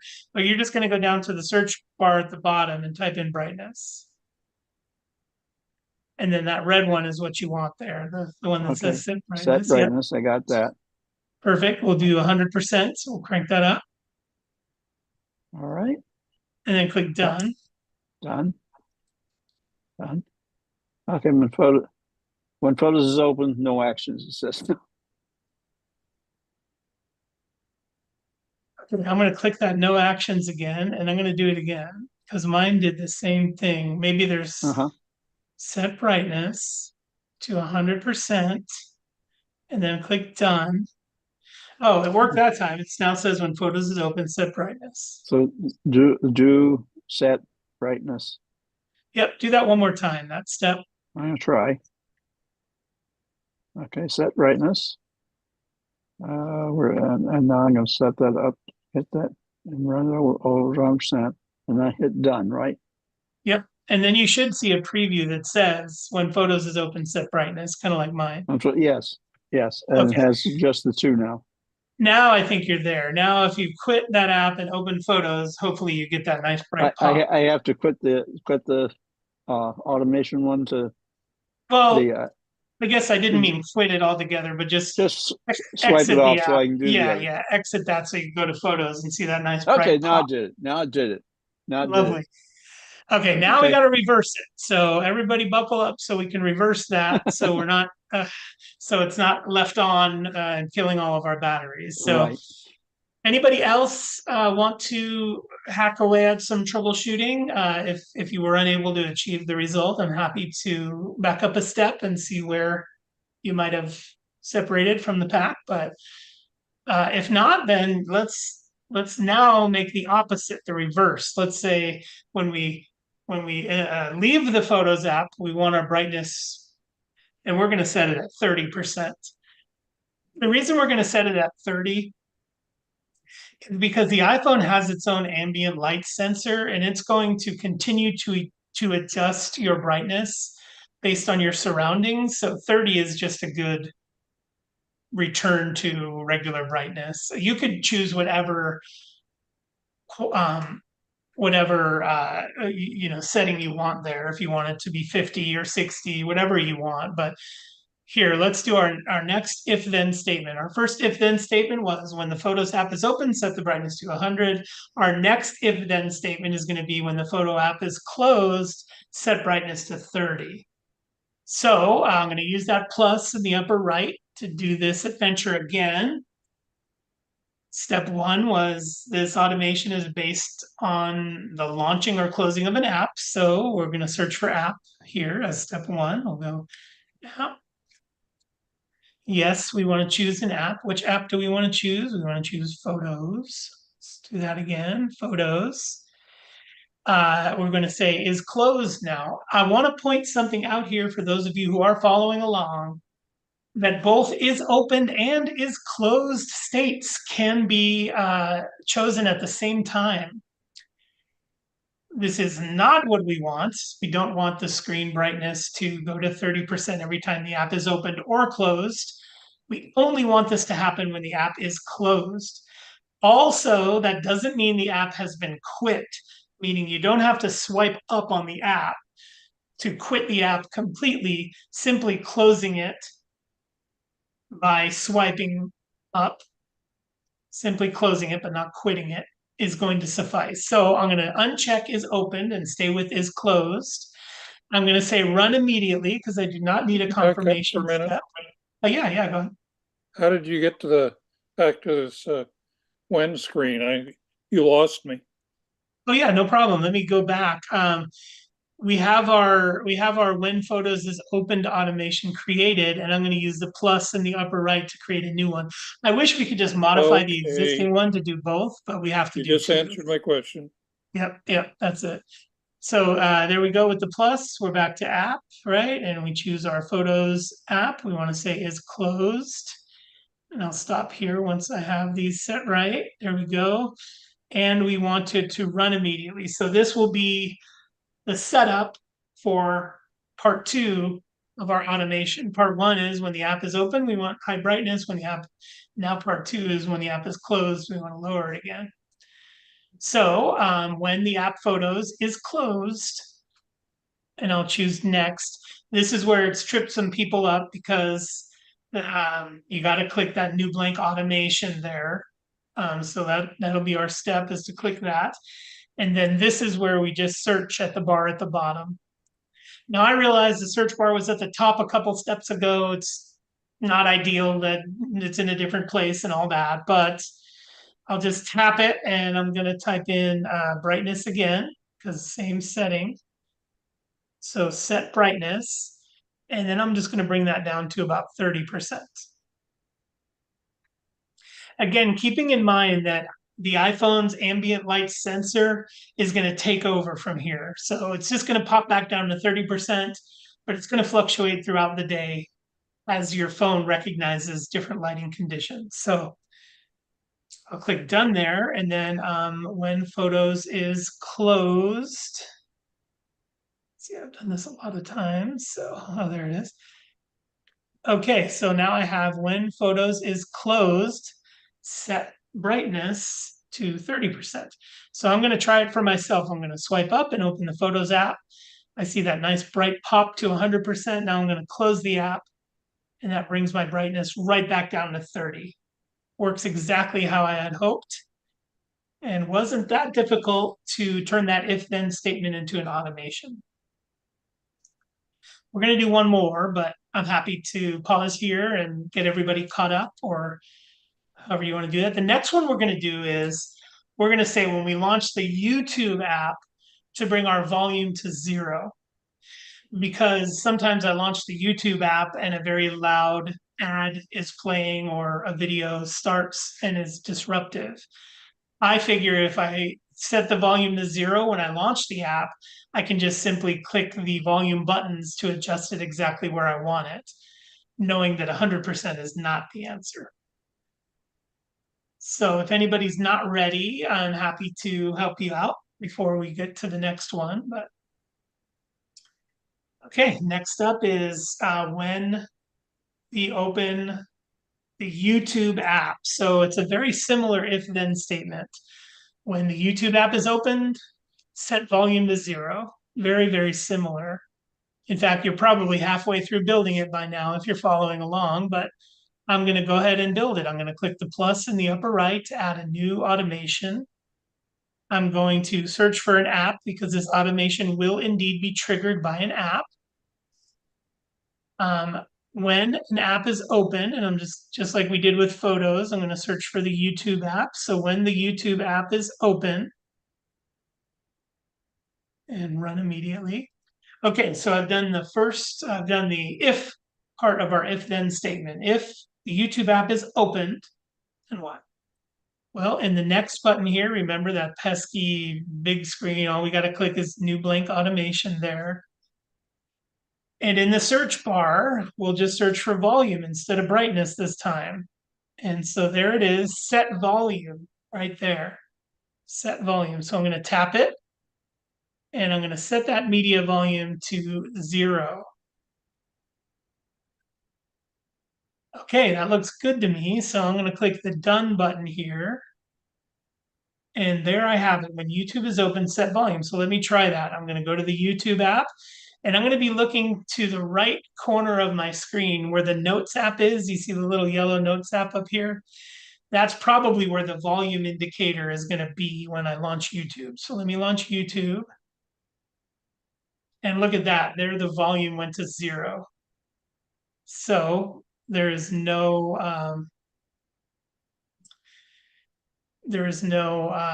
volume on. So when I watch a video, I can just use the volume controls to change my volume.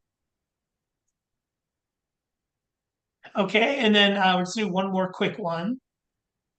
But basically, the next one we're going to do is Al, can lean in if you haven't done this one already. But when we open the camera app, we're going to go on Do Not Disturb.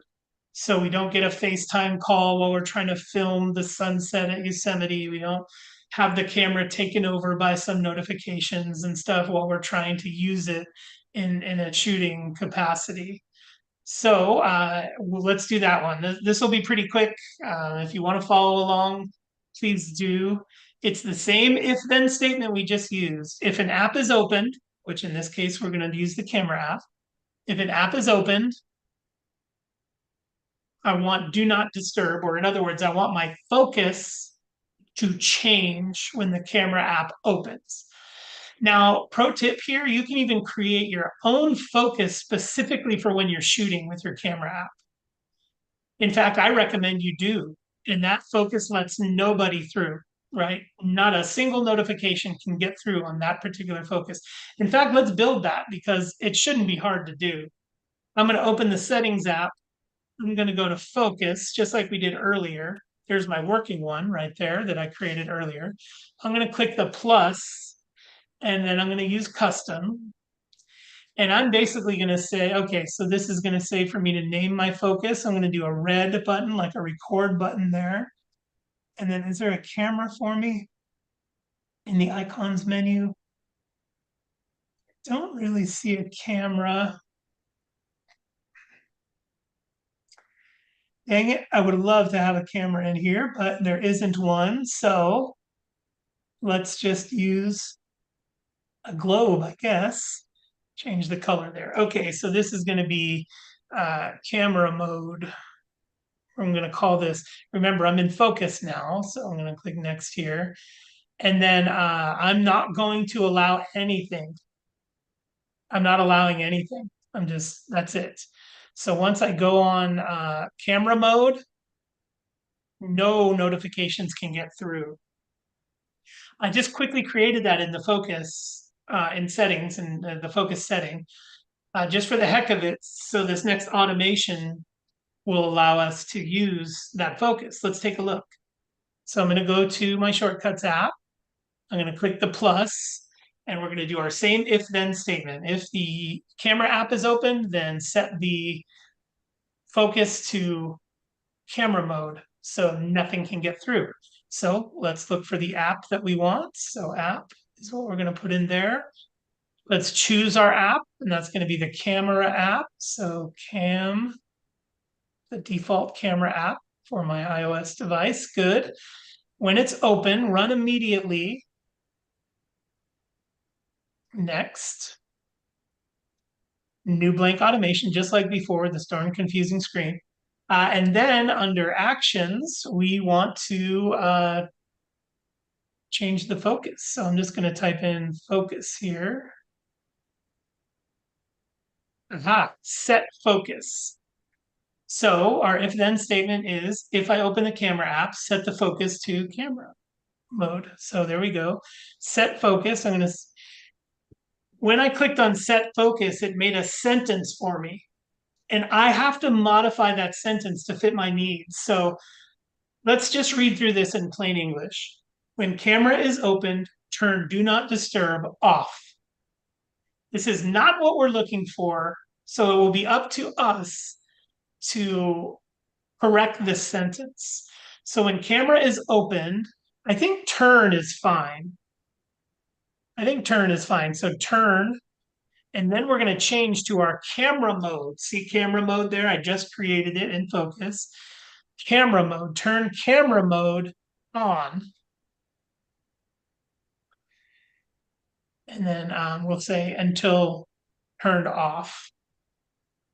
Okay, so this if-then statement, and I'm going to click done here so we can see it. Here we go. When camera is opened, set focus to camera mode. So it looks like my if-then statement was accepted and is working. So let me open my camera app now. And if I pull, oh, look at that. In my island, in my dynamic island, it said that do not disturb is on. Oh, yep. So it worked. There we go. It worked. So when I open it, you can see in my dynamic island up there, it's going to show me. And then there's camera mode on in We my, don't see the messages in the island. I see. Yep, you're right about this. Yep, you wouldn't see that. But there you can see in my control center, the camera mode is now indeed on because I've launched the camera app here. Now, like before, we have to do the opposite because it's going to stay on camera mode, as you can see, until we go make one last automation here, and that will be for when we close the camera app. So I'll click the plus again. We're going to make a new automation that requires a trigger from an app. So app just like before. We're going to use camera just like before to build our if-then statement. When it's closed, run immediately, and then next. We're going to say new blank automation, and we want to search for focus again to set the focus. Set focus.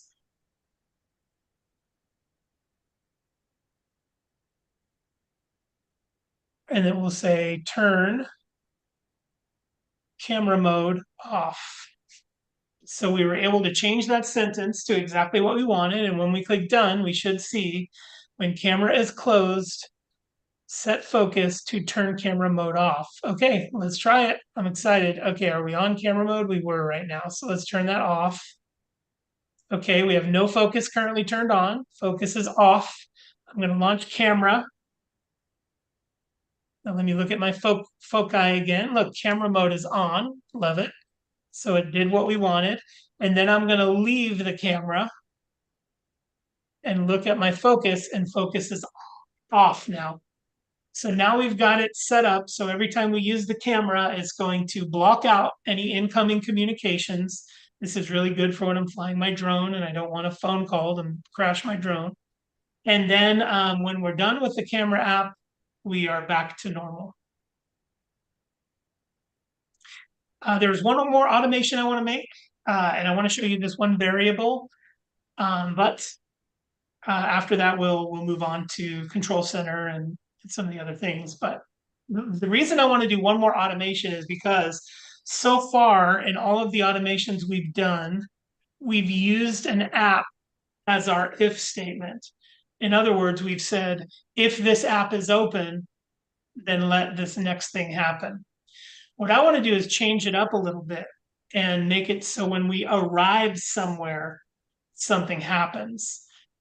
We go to church on Sundays, and I got my wife and kids together, and I said, open your phones. We're going to make an automation so when we get to church, our phones are silenced, and when we leave, they're back on. Because I don't want to be the one in church that gets a phone call and music is playing. The same thing can and should be applied to your favorite movie theaters, right? You just say, when I arrive at the theater, silence my phone, and when I leave, you can go back to whatever it was. So in order to do that, let's do a new automation. And before we said, I am going to trigger this automation with an app. In other words, when I launch the Photos app, set my brightness to 100%. When I quit the Photos app, bring it back down. On this one, we're going to say the if statement is going to be, if I arrive at church, silence my phone. And then another if statement that says, if I leave the church, turn my ringer back on. So to do that, instead of searching for app as the trigger, we're going to use arrive when I arrive. And it is on my screen without even searching. There it is in the second cluster down. You see the word arrive there. So I'm just going to put arrive on. And then it asks me, just like before, when we chose an app as our trigger, remember when we said when the Photos app is launched, we're now going to say when we arrive at a location, and it allows me to choose. So I'll tap the choose button.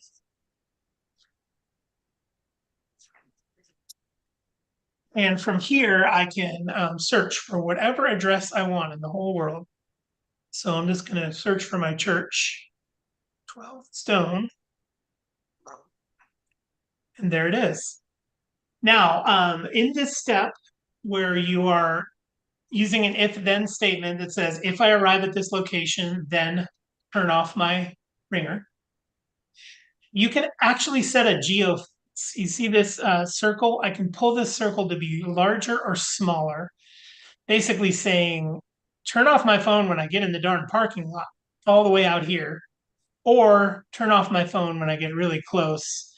You get to decide how large that geo fence is. You get to say, I want it to be really big, so as soon as we pull up, it works, or I want it to be small. But basically, when you get inside that circle, that's your if of the if then statement. If I enter this circle, right, I'll click done here. So if my location is the 12 Stone Church, anytime, doesn't matter when, because sometimes I go there to volunteer for a youth group or other things, I'm going to run immediately. I don't need a confirmation screen. Then, and I see that hand, Peter. And then when we do the new blank automation, right, this darn second screen here where we can finish out our if then statement, I'm going to do new blank automation. And again, just like we did before, I want focus. So I'm going to change my focus, right? I'll go to set focus. And I want to turn do not disturb on until I leave.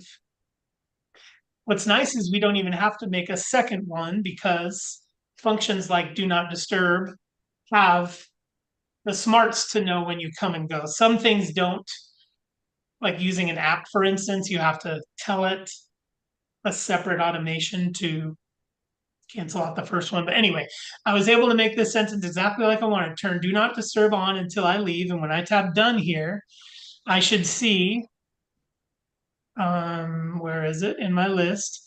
When I arrive at 12 Stone Buford, set focus, there it is. So now when I go, my phone is immediately going to change to do not disturb. Hand up. Go ahead. Yeah, go ahead, Peter. And you might be muted still.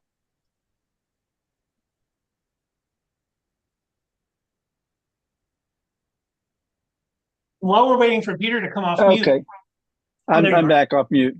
Yeah, I managed to switch screens.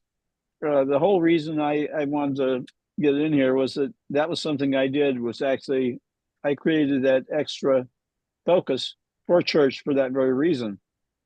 I came up with that, and I want to use that for other things. So I came up with a focus I call mindfulness. It's when I'm meditating or doing something like that. But I don't always do that, only at church, and I didn't want to do that. But I set it so that I have an extra setting on the focus that when I turn it on, I can tell it when I leave the location, wherever I'm at. Yeah, that's exactly, again, you could live your whole electronics using life never creating that focus, but once you do it, you feel good. I'm proud every Yes, time I I did. arrive, all our phones go on silent, and then, Yeah, good. I didn't want to do that every time I went there because I do a lot of other things at that church. Yeah, I'm gonna go grab something to show you. Okay. I'm going to turn my microphone off again.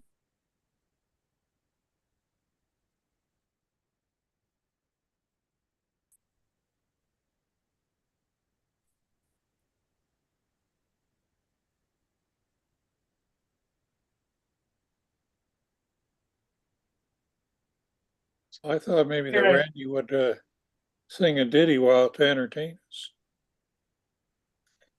Okay, I'm back and just wanted to show you this.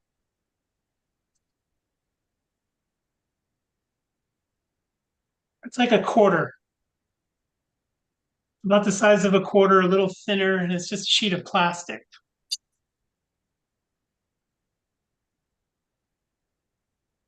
This can be placed anywhere, behind a picture frame, in a shoe. These can be a trigger for any automation. So when you come to my basement and I tap my phone, on the poster of Batman. The lights turn blue and yellow, and the Batman theme plays on my HomePod. Because this NFC tag can be the trigger for any automation. So I can use this anywhere. You can put this by your washing machine, and when you have to order more laundry detergent from Amazon, you can tap your phone against this. And you can set up an automation to grab an item, put it in your cart, or even order it. All triggered from a little NFC chip like this. Now, if you are putting links in the description, just Google, Amazon NFC, and these are compatible with the iPhone. In fact, if I put this near my phone, oh yeah, it said matrix detected running your automation. Let me show that on the screen here. If I share this.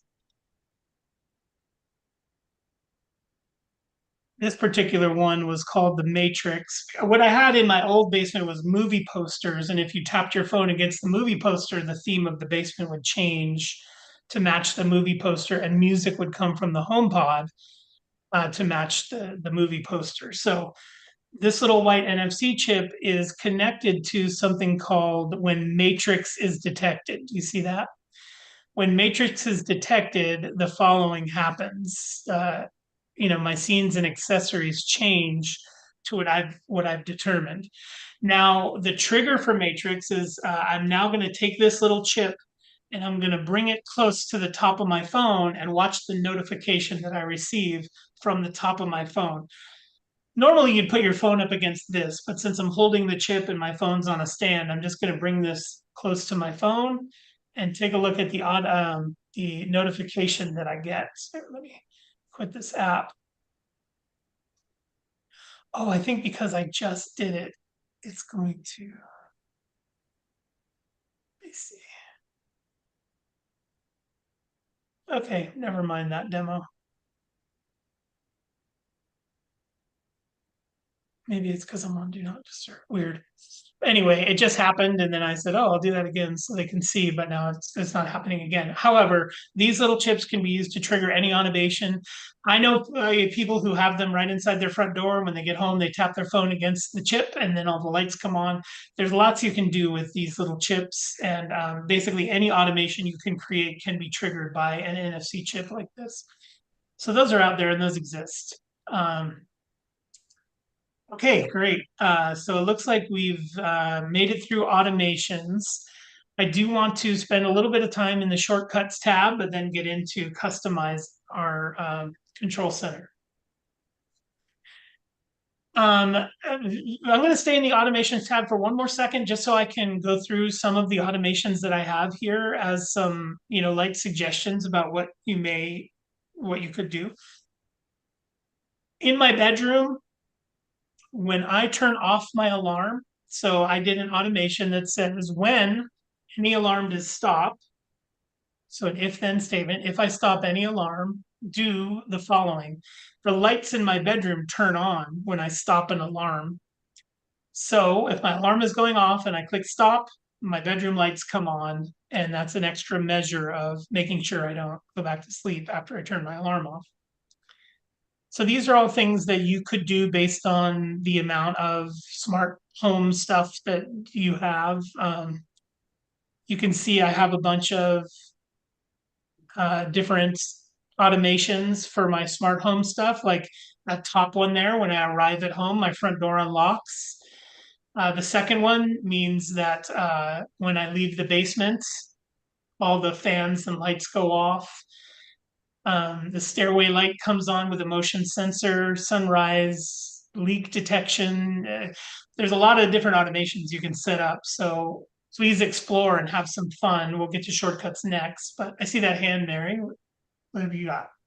Yeah, maybe you covered it and I sort of missed it, but so like the when I go in the basement, this happens, can you have it so that it, without setting up a whole nother thing to look through, that you can just say, and when I leave the basement?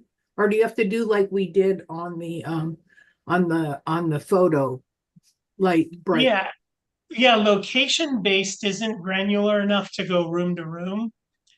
So yet they are building chips into Apple TVs and stuff so it can detect which room you're in. But for now, it doesn't have room to room location. So in order to do what you're saying, which I believe is what you mean is when I leave the basement, turn everything off, you would have to have an NFC tag near the exit so you can tap your phone against it as you leave. Oh, you The one can't. I currently use is I've installed a motion detector on the ceiling. And when no motion is detected for 1 hour in the basement, all the fans and all the lights turn off, knowing there's nobody down here. But me sitting here waving my arms and moving around, it's detecting my motion. So all the fans and everything are staying on. But in summary, you kind of you might end up with a lot of shortcuts, but once they're set up, you don't have to really worry about it. But you may have, a lot of them. Because if I do this, just like we did on the camera, Yes. I mean on the Yep. photos, but Yeah, take the time to think of it and you're good. definitely. And just maybe also be diligent about deleting old ones, like ones you don't use anymore. Like for instance, I've moved since I set up those NFC tags, and the Avengers and Batman and Bright Lights, Crimson Tide, none of these are good anymore. So I'm just going to delete them all because I just left them in there after I moved, which I shouldn't have. So to your point, it can get overwhelming when there's a lot in here. So just maybe keep up on it. Don't let them sprawl and become duplicates and stuff. But yes, you will have a lot if you lean into this and start having fun with it. You will have a lot of automations. Okay, thank you. Yep, and they follow These you are with good your ideas. iCloud. Yeah. And they follow you with your iCloud. So it isn't like every time you get a new phone, you have to reset up all your automations. iCloud brings them forward into your next device and stuff. We got a hand up. Yep, I see. Oh, okay. Go ahead, Don. Muted. Yeah, it looks like you're on mute there, Don. I'll check in with Peter first, and then we'll get right back to you. Well, hi. One of the things that you kind of got my attention on the whole thing to begin with is I'm going to have some pretty massive things I'm going to need to do with photos, and that's why when you had photos on there, that got my attention. I am starting to basically curate some collections I've inherited. I inherited a bunch of them from my parents, both of them, and from my mother-in-law and from my sister-in-law now, who just recently passed. And so one of the big things I'm come up against is massive numbers of duplicates into photos. And so the way of normally doing it in there, I want to get a way where I can sort of automate that a little bit. And because I got like 20,000 right now, I had 26,000. It took me a couple of weeks to start reading those down. And I'd like to somehow, merge all of those duplicates with a fairly simple. Yeah, I may be asking a lot right now, but no. I in fact, I'm in the Photos app here. Recently, Apple built into iOS the ability to eliminate duplicates. Also, it's in macOS. It's been in macOS for a long that's time. actually where I probably want to use it, is in the Mac OS. It's in both, yeah. But as you can see here in the iOS version, if I scroll down in my albums, you have all your media type albums, videos, and all the quantities there on the right of different ones that you have. But then under utilities, you've got the duplicates album there. Right. And that will go through and merge all of your duplicates in theory. I know when you're dealing with 30,000 duplicates, it's a little less reliable, but that hopefully will get you where you want to be. Well, you got me to seeing all of them, but I still had to do each set merge. No, there's a button that says do them all. I must have missed that because Yeah, look for it because it's very Okay. convenient. Yeah, very convenient to just click the do them all button and it'll grind through them all and you get them done. Okay, that's I'll check that out. And Don, did you? Oh, sorry, Peter. Go ahead. Well, one of the other items I'm going to get into, which is sort of similar to it, is I'm finding a number of them that I want to get rid of. And that Yeah, may be a little dangerous to do it's without. really hard for when you're a photo bug, or when you take a lot of Mhm. pictures, or when you inherit a collection, you're like, I don't recognize these people, but I feel like if I delete it, I'm deleting something, Yeah, no, a piece of history. I can tell if they're really badly focused. I want to get rid of them. Yeah. Okay. Don, you okay over there? Do you got your mute Yeah, button? I had a question about door locks. I have a Wise lock. I think I just thought of it. Basically, I can use an automation to go to the Wise app and open the door. But are there certain locks that work better with the iPhone than? Yeah, a good question, Don. This comes back to the age-old question of HomeKit or not HomeKit. HomeKit devices, like devices that are HomeKit partners, will allow full automation, but third-party devices like your WiseVac do not cooperate with Apple to create HomeKit certification. So I have some Wise stuff too, some cameras, locks, and vacuums and stuff like that. And you can see when I search Wise in the automations app, nothing comes up because it just doesn't, what do you call it? It doesn't cooperate with your home automation stuff since it's not HomeKit compatible. So two things about that. Number one, I recommend for anybody buying anything to do with smart home or automation or anything like that, it is a must that you see the HomeKit compatible badge on whatever you're buying. Wise does not cooperate with HomeKit. And whenever a company does not cooperate with Apple's HomeKit certifications, you have to wonder why they're not cooperating. Like, is it that they, for instance, I have a couple of Eufy cameras. Eufy is a subsidiary of Anchor, and Eufy cameras, some of them are not HomeKit certified. And I found that those ones that are not HomeKit compatible, all the video stream that I shoot goes through their app, meaning they're capturing all my video as well as I'm capturing it too. But in their servers exists all the video from my cameras. And so with a HomeKit camera and a HomeKit compatible accessory, everything stays on your local network and things are not sent out to other parts. Even if it's a third party like Logitech, for instance. Logitech is who does my doorbell cam. So if I open my home app here and you look at my doorbell cam, there's the camera. And it is not an Apple camera, it is a Logitech camera, but it is HomeKit certified. So because it is HomeKit certified, it is usable on the app, the HomeKit app. There's my wife's crate cam. She's always got to be checking on the new puppy. I 3D printed a camera mount for the dog's crate. I should have never done that. But anyway, because this is a HomeKit compatible camera set, then it can be used with these things. So the short answer to your question, Don, is Wise won't play nice with Apple. And so your devices will not have any sort of automations or anything like that. But then the long answer is also be sure to do some research and get home automation products that are certified by Apple for HomeKit compatibility. Okay, long answer, but thank you, Don. I hope that got to that. Okay, diving in now to shortcuts. That we're in the shortcuts app that whole time, but we're in the automation tab. And automation isn't exactly like a shortcut. Shortcuts are a little bit different.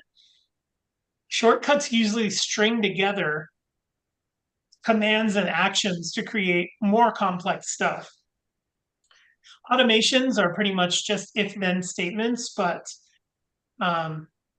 shortcuts invoke third-party services sometimes. Shortcuts are a bit more advanced.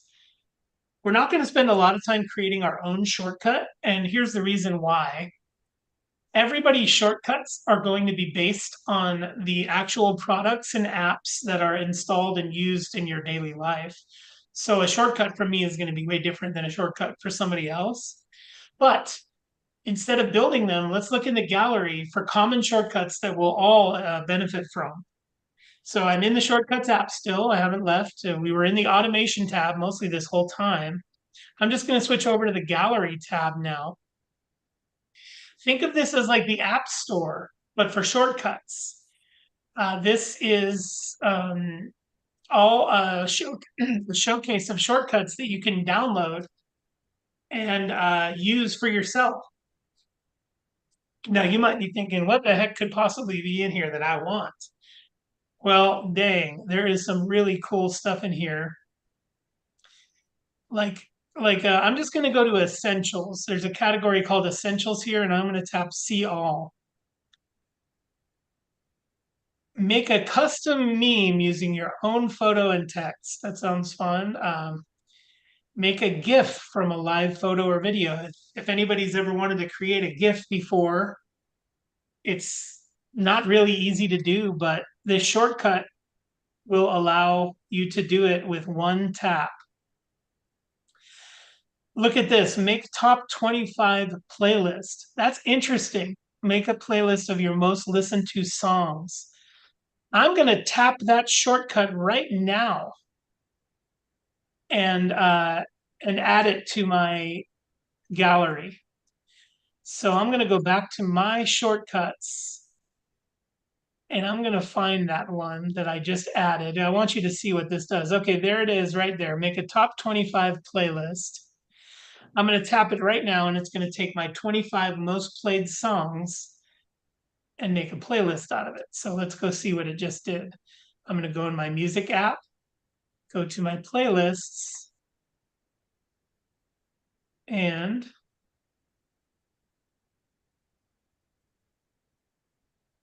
it's probably at the bottom.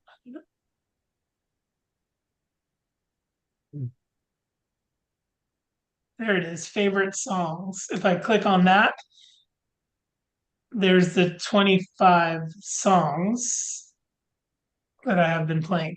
Let's go back to shortcuts. Into the gallery. What are some other interesting ones? Photography. This is really cool. Where was this taken? I find that a really interesting one. The shortcut, where was this taken? I went ahead and downloaded it to my shortcut. So I'm going to go back to my shortcuts and I'm going to look for my where was this taken. Here it is. I'm going to tap on where was this taken and it allows you to choose a photograph from your library. And once you choose it, it'll show you a pin on the map of exactly where that photo was taken. Pete, to get that, do you have to, you open the shortcut first and then go to the photo? So once you identify that you want the app from the gallery, you'll use the plus button to add it to your shortcuts, right? So the gallery is where you shop for it. Once you see it and you like it, you can click the plus in the upper right-hand corner of the shortcut. See how some of mine have check marks and some of mine have pluses. Now, once it's in your shortcuts, I'm going to go back to the first tab. You see I was on gallery tab. It's lit up blue right now. I'm going to go back to the first tab, which is my shortcuts. And I'm going to go into all shortcuts and I'm going to find that one. Where was this taken? There it is right on my screen.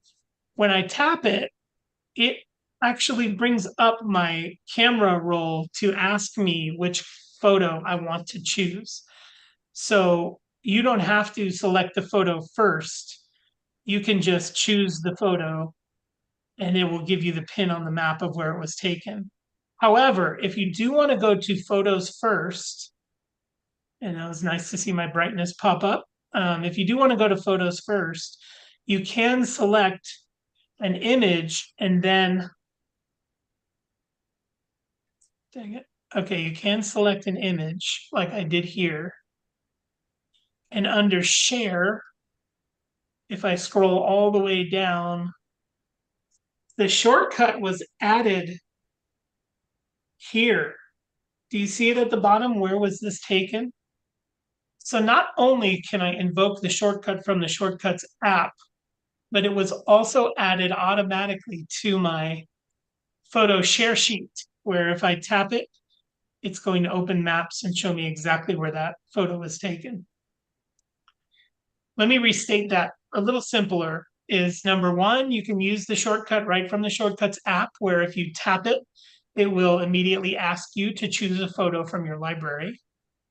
Or if you're in your photo library already and you choose any photo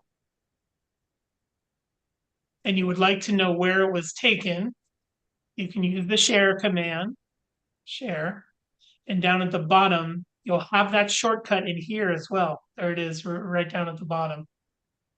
That is a benefit of adding a shortcut to your own gallery, because then you will be able to use it system-wide like I just did.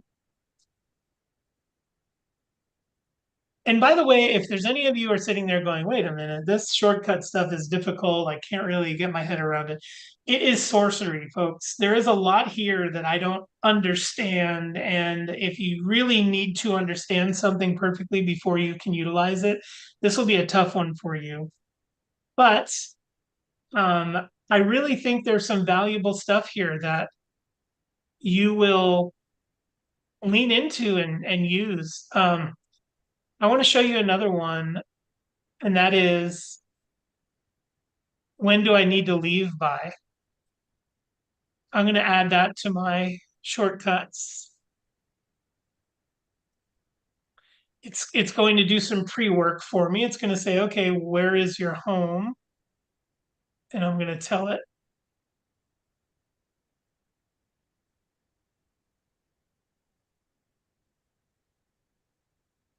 Street address of your home. The city. Because this app is based on my home location, street address of your work.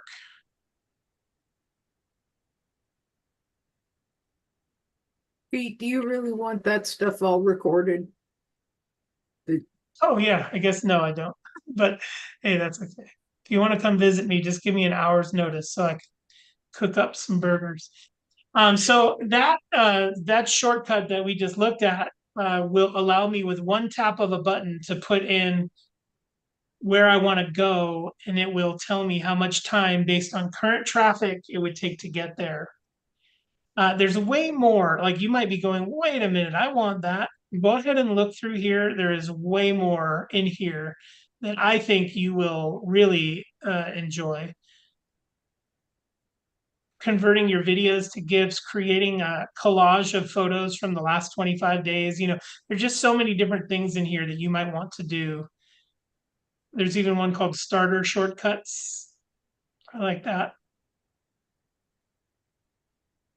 So take a look in shortcuts and automations, and if it fits your lifestyle and your needs, definitely get in there and have some fun. But if you don't see anything here that interests you, that's okay too. I'm about ready to jump into Control Center and widgets for our last 30 minutes. So before I do, I want to see if there's any questions about what we've covered or any discussion needed before we move on. Okay, maybe not. Good. Then let's take a look at Control Center and widgets. One thing I do a bit differently than others, I think, or at least the people I run into in everyday life, I don't see this very often, but on my phone, I only have one screen of apps. I do not have multiple app home screens. This is the only one I use. So if I swipe to the next screen, it's my app library. It's not another home screen full of apps. It's everything I have. I find that having these two things is, for me, the best way to navigate. I have my everyday apps. These are apps I use every day. It's banking, it's my music, it's YouTube, it's Dropbox, it's some work things, it's Messenger, my Safari, my mail. This is my everyday use. And if I need anything else, like games or whatever, I just go over to App Library. And App Library has everything automatically categorized for me. I can open up any of the subcategories to tap into any game I want, or any productivity app or creativity app. it's all nicely organized over there. So my home screen is my everything stuff, and then anything else I need, I just head over to the app library.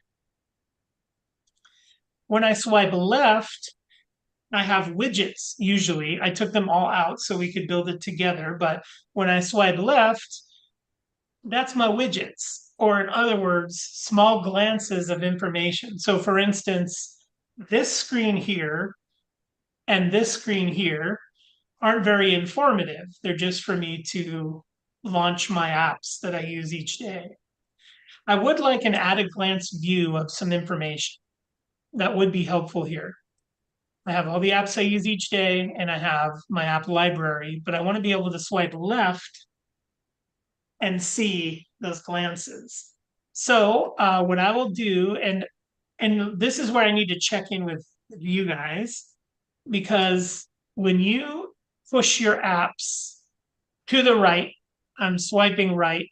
I want to be clear here because saying I'm swiping right is deceptive because my hand is moving to the right, but the things on the left are coming into view. So when I'm swiping, I'm moving my hand to the right to get to that leftmost panel. And this is what I see. What do you see when you swipe left on your home screen? Do you see widgets? Or do you see a screen like me that says edit?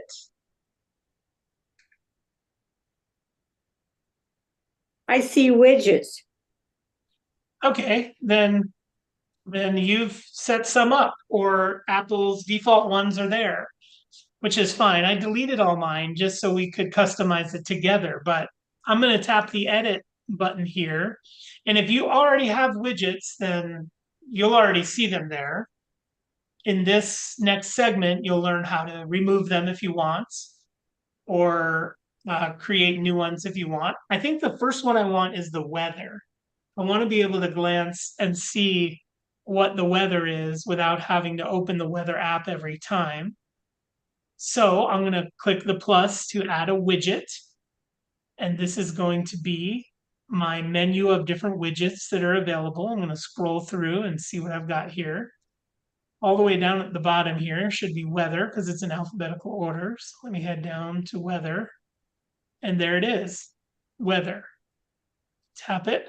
When I tap weather, it's going to ask me what size widget would I like. So there's a square tile and then there's a rectangular tile that shows me a little bit more information. This first tile really only gives me the right now, but then this next one here gives me the rest of the day.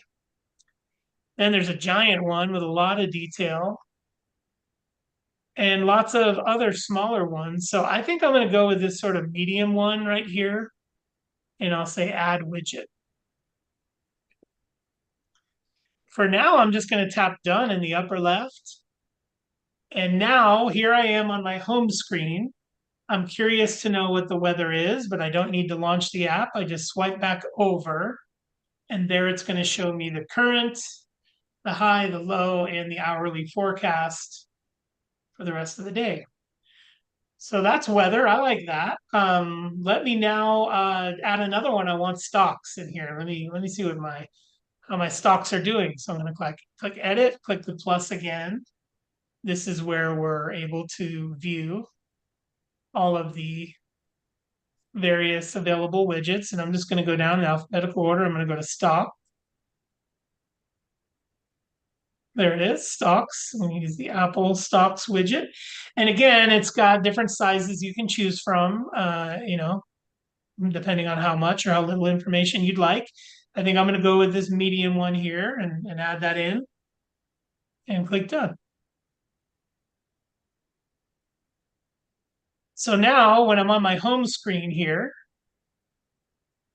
oops, sorry, let me get back. So now when I'm on my home screen and I've got a minute and I'd like to check in and see the weather, what the stock market is doing, I can just swipe over and there are my widgets.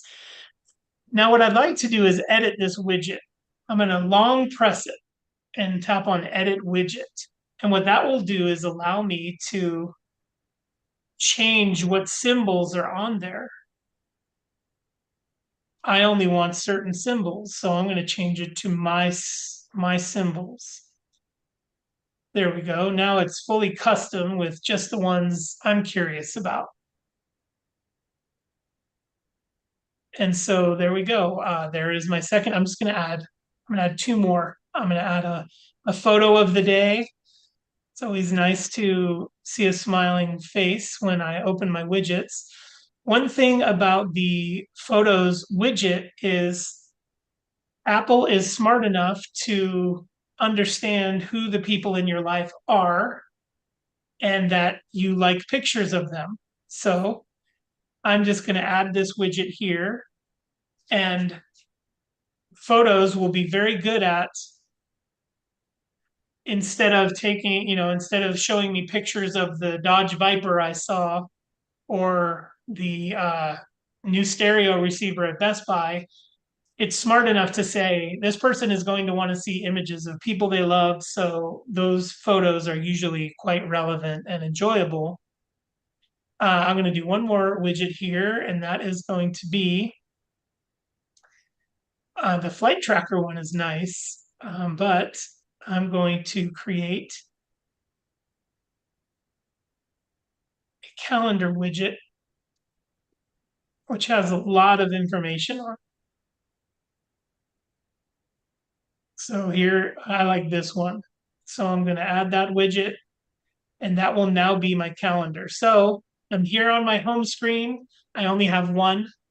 I can swipe over this way to get to my entire app library, or I can swipe over this way to see some information at a glance.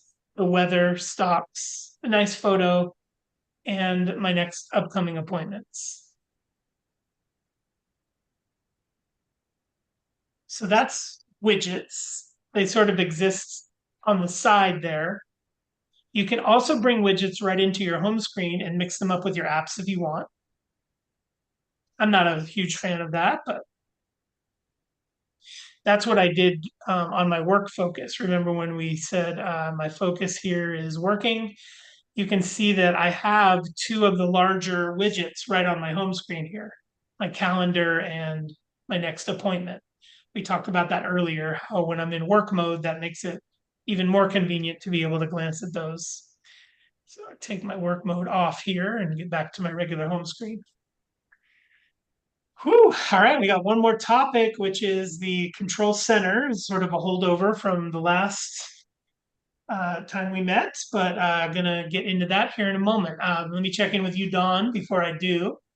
Yeah, I missed the first step. How did you get to widgets? It says, and I Googled it and it said go to the home screen and click on a widget, but I don't have a widget in my home screen. It was that bit about in the beginning about swiping to the right. Yeah, it's right It's there. actually to the left of your home screen. Yeah. But if that doesn't work, I'm not sure. I'd have to troubleshoot with you. I get a bunch of stuff in those, so those are widgets I already have, I guess, then. Yeah, Those are all widgets. That's Oh. exactly right. Yep. And you may not have put them there. It may have been Apple's default widgets, or you may have been tinkering or something. But my recommendation is to go in there, delete out the ones you don't want, put in some new ones that you do want, and it's a pretty useful utility once you set it up the way you like it. There's edit down at the bottom, so to add one, I just hit edit, or Yeah, you would just hit edit. Oh, Once okay, you hit now I got edit, a plus. All right. the plus appeared. Yeah, perfect. Yeah, and you can delete the one, you can long press on any widget to delete it out of there if you don't like the ones that are there. Yeah. You won't lose any information when you delete widgets. They're just a window into your apps. Peter, yeah, I see that hand.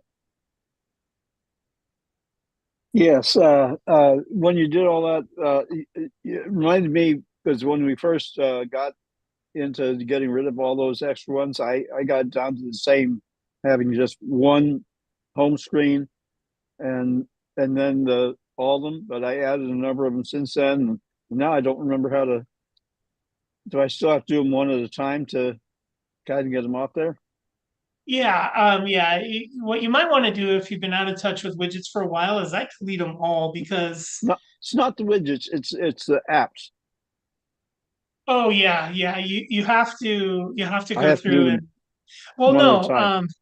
No, you don't. Let me clarify their home screen. I want them to still be in the library.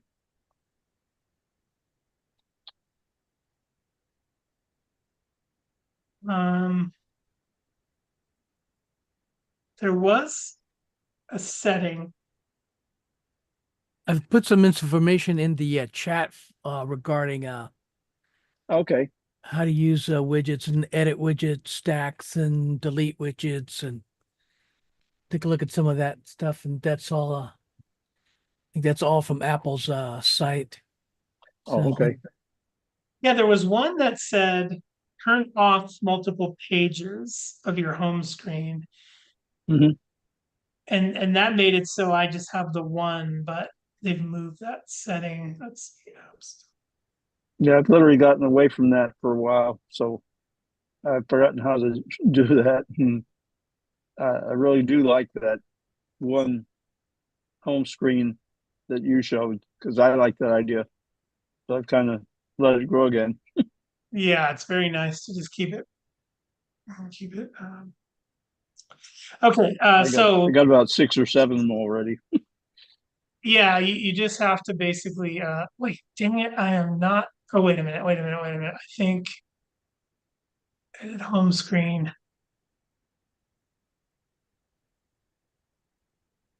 Here we go. Oh, that's tricky. Okay, so okay, Peter, this will help you Yes. with if you are indeed and folks, let me bring you up to speed here. If you are indeed on the mission to clean up your home screen so you only have the one page of your most important apps, here is how this is done. And it's somewhat tricky, so please lean in if you are interested. Yes. Step one is going to be to get your apps wobbling, right? Let's get them Yes. wobbling. And to get them wobbling, you just long press on an app Mhm. and do edit home screen, right? Now, when you're in this state where they're all wobbling, you want to tap on the dots above the dock. See, right above the dock are 2 dots. I'm going to tap on those dots and look what happened. All of my home screens, my secret yes. home screen showed up. These are all screens that I've created for different reasons. Now, I want to point something out here for those of you who are leaning in. Look at that upper left home screen. That's the one that shows up when I go into work mode. So Yes. these screens are created to support different focuses in my workflow. You can toggle them on or off as you see fit. So watch, I just toggled on 3 screens and now look, here they're back. I don't want those. And so what I'm going to do is do the edit home screen again, tap on those dots and uncheck everything except the one that I want. So when I click done, I now only have that one screen and the other one still exists. So I think, Peter, you were just saying, gosh, I got to delete all these apps. No, you can go in that little sub menu and you can toggle off all of your other screens. So you only have the one.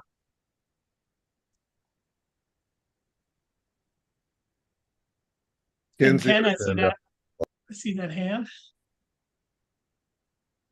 Yeah, Pete, I have a question because I'm still a caveman. So let's say I have a whole bunch of screens, but obviously I have more apps than screens, and I want to go through. The hard thing is, if you do want to delete an app, is how do you go into the all apps and delete it?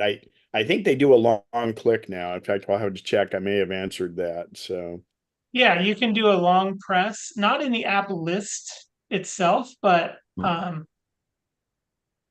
what let's I'm see. saying is it doesn't show up on the regular. Oops. I can long press here. Oh no, that's going to invoke.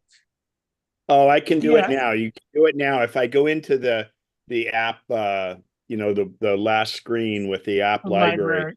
Yeah. If I long press, delete app is now an option where it wasn't before. Because Well, interestingly enough, not for all apps. So look what happens when I long press Yelp.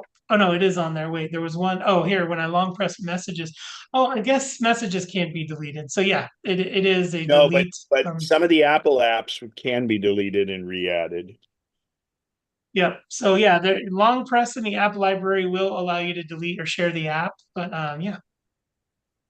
I want to show that tip one more time because I'll get to those hands. But remember, get your apps wobbling. And once they start wobbling, when you're in the edit home screen mode, you have the little dots above your dock. And if you click those, it'll reveal all of your screens. And you can either delete them or just uncheck them so they don't show. As you can see, I've unchecked all except one because I like the one app screen on my thing.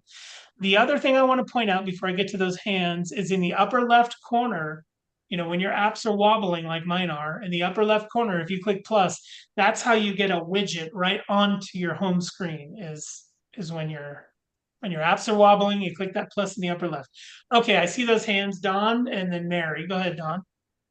Yeah, I've got a dozen screens, and occasionally I want to get an app and put it in a group so I can consolidate apps.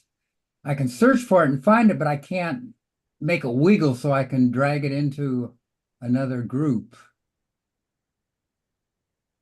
Yeah, let's see. I am able to just grab it from the app library and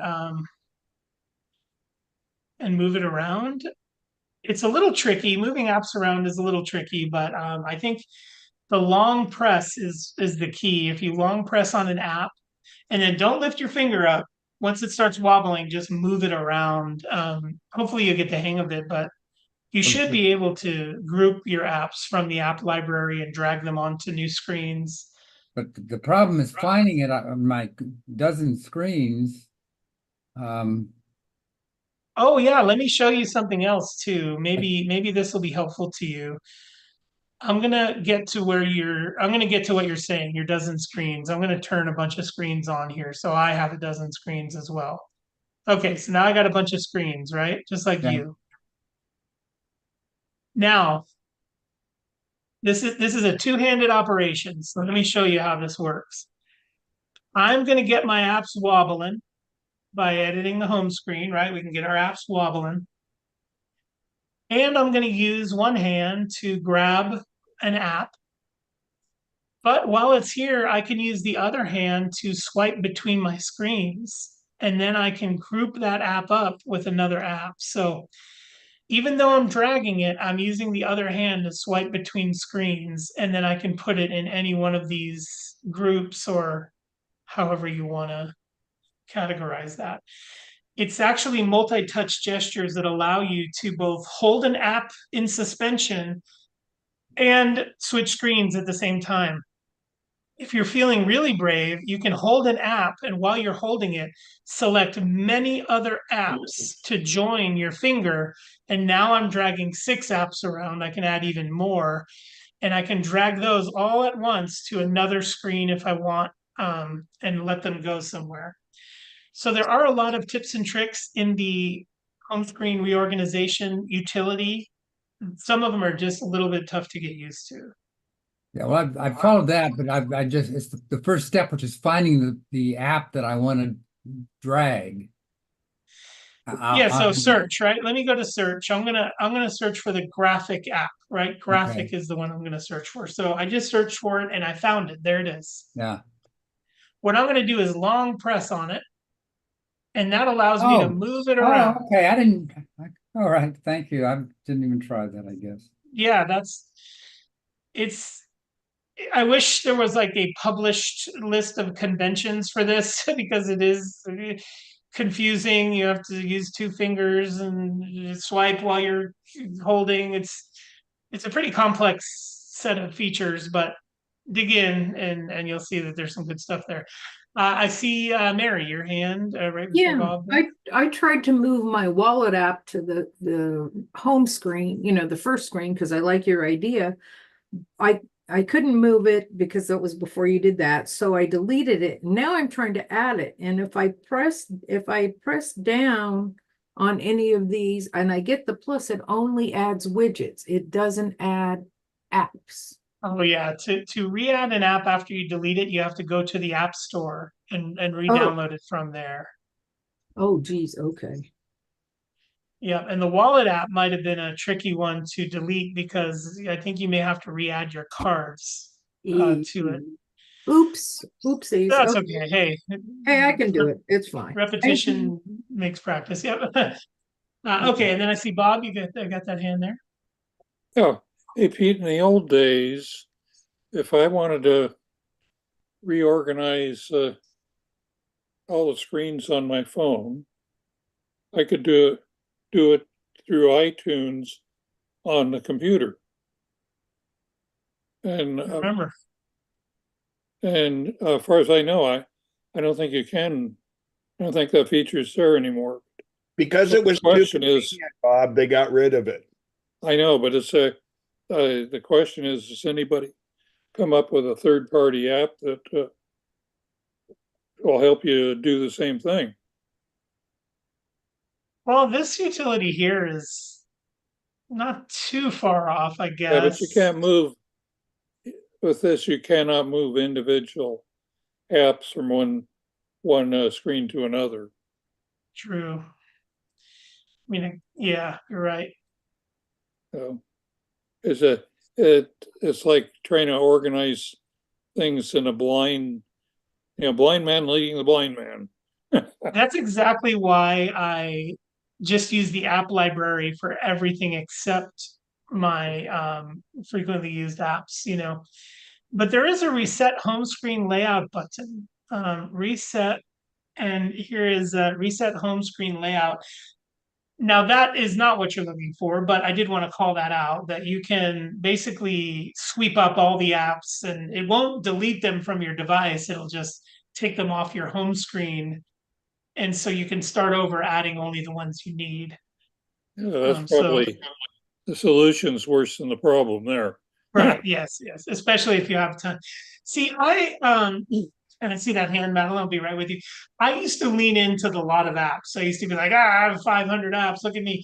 But the truth is, that's absurd. I mean, if you need more than a dozen apps, I'm impressed. If you need more than 24 apps, wow, you're gonna have to explain that one to me. That's why I made just one screen. I figured these are the ones I use every day, and I have my app library right here where I can not only search but pull up a list, an alphabetized list of all the apps. So I don't know. I do not really lean into the concept of having a bunch of app screens because I just think it messes with my head. It makes me feel bogged down by too many options or whatever. But everybody's different. But Yeah, the way they organize messes with my brain. yeah, yeah, I definitely like them in a certain order and stuff, but Yeah, just anyway. minimal amount. Okay, Madeline, I see that hand. Yeah, I really like that idea, but I need 2 pages. And so I want to move everything to 2 pages and then have my library. How do I know that what I am getting rid of is going to end up in the library? I mean, I've got 3, 4, and 5 pages. Do I move those all to the library? Great question. I'm going to show you on my screen. You should be seeing when you go to remove an app or delete it, basically, you now have an option. This option didn't exist before, but you now have an option to delete the app entirely, meaning you'll have to go back to the App Store and get it. Or you just want to remove it from the home screen. You just don't want it there. What that will do will allow, delete app will take it out of the app library, remove from home screen will not. It'll just take it off of your home screen, but leave it in the app library. So just be sure you take a look at the choices before you click of, do I want to delete this app? Probably not. You probably just want to remove it from your home screen. Okay. I'll try that. Thank you. And that dialog box appears anytime you go to delete an app. That'll appear there. Okay, well, just one last thing. This is a quick one. I said we talk about Control Center. I just want to touch on that briefly, and then I'll let you go. I won't spend more than about 5 minutes. Control Center is the utility that you access when you pull down from the upper right. Control Center usually has bits of information that are vital at a glance. I use it for a lot of different things. I really like control center. You can see right now visually, just as a visual indicator, the 2 fans in my basement are running. That's because I'm down here. I'm working from my basement today. The 2 fans are running, but this is very useful for when I'm not in the basement. I'll look at that and go, oh shoot, I forgot to turn the fans off. Now my motion detectors usually catch it, but it also has, the flashlight battery life indicator, different home screen, different home kit utilities that I can access. So I really like the control center. I access it fairly often. I wanted to show you how to customize it. Step 1 to customize the control center. Step 1 is to go into your settings app. So in settings, I'm just going to go to the beginning of the settings app here. Here we are in settings. You will have a control center entry here, fairly close to the top of the list. And there are 2 things. One is more important than the other here. Show home controls is for those of you who have a lot of HomeKit automated devices that you want to be able to access from Control Center. And then I have access within apps turned on. If you don't have this turned on, that means that when you try to invoke Control Center, it won't work unless you're on the home screen. If you're in an app, if you're in the Facebook app and you invoke Control Center, it will not do it. I highly recommend not turning this off. I highly recommend turning it and leaving it on, access within apps. I can't tell you how many people have said, I don't have Control Center. I don't know what you're talking about. And then it turns out that this got turned off somewhere. And because they're in an app, they can't access it. Now, also in this panel, I want to point out that all of the stuff you can include in Control Center is on this list here. All of the stuff that is possible to include is here. Oh, it's just a matter of you saying, yes, I do want it, or no, I don't want it. So all the ones at the top that says included controls, those are all the ones you will find here in my control center. That's all these. That's what this list is made up of here. Notice the hamburger menu to the right. So there's the word flashlight. You see the blue icon. Follow your eyes out to the right and you see that little triple line or hamburger menu. You can hold down on that and change the order of these things here. That will directly correlate to the order they're in here.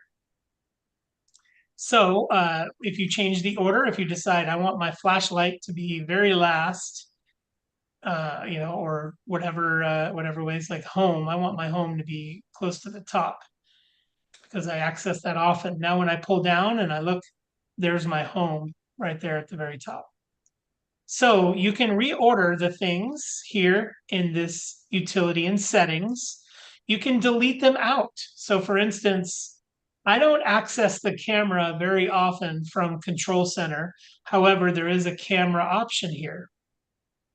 See, pulling down, you can access the camera from here. In fact, where is it? Should be a camera icon. Oh, here it is. There's the camera icon there. I never use Control Center to access my camera, so I'm just going to remove that from Control Center.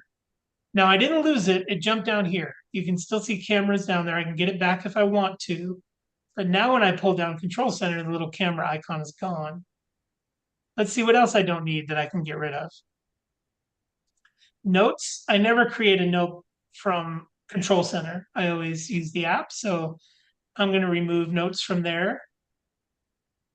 I don't really use the magnifier from Control Center, and I don't toggle on dark mode. I don't use the hearing utility. And let's see, that's about it. Is there anything down here that I do want? Let's see, ping my watch. I like that. I'm going to add that one. Magnifier. Magnifier. Okay, we'll bring that one back. Okay, so now when I pull down, I've got all those new utilities. Ping my watch. Let's see, what does that do? I guess, well, it does exactly what you'd expect. So I've got ping my watch there, and then I've reduced it down to just the ones that I want. You can see I have some HomeKit controls here that I can also customize. But that is currently the only customization options in Control Center. In the Settings app, under the Control Center heading, you have the list of ones that you have turned on and ones that you have turned off. And so you can go in here and customize that. Maybe you only want 3 widgets, that's fine. You can just remove all of these. You won't lose them, they'll just go down to the not used list. Whew, okay, and there it is. We made it to the finish line. I'm happy to hang around and see if there's any hands or questions about all of this cool stuff we walked through today.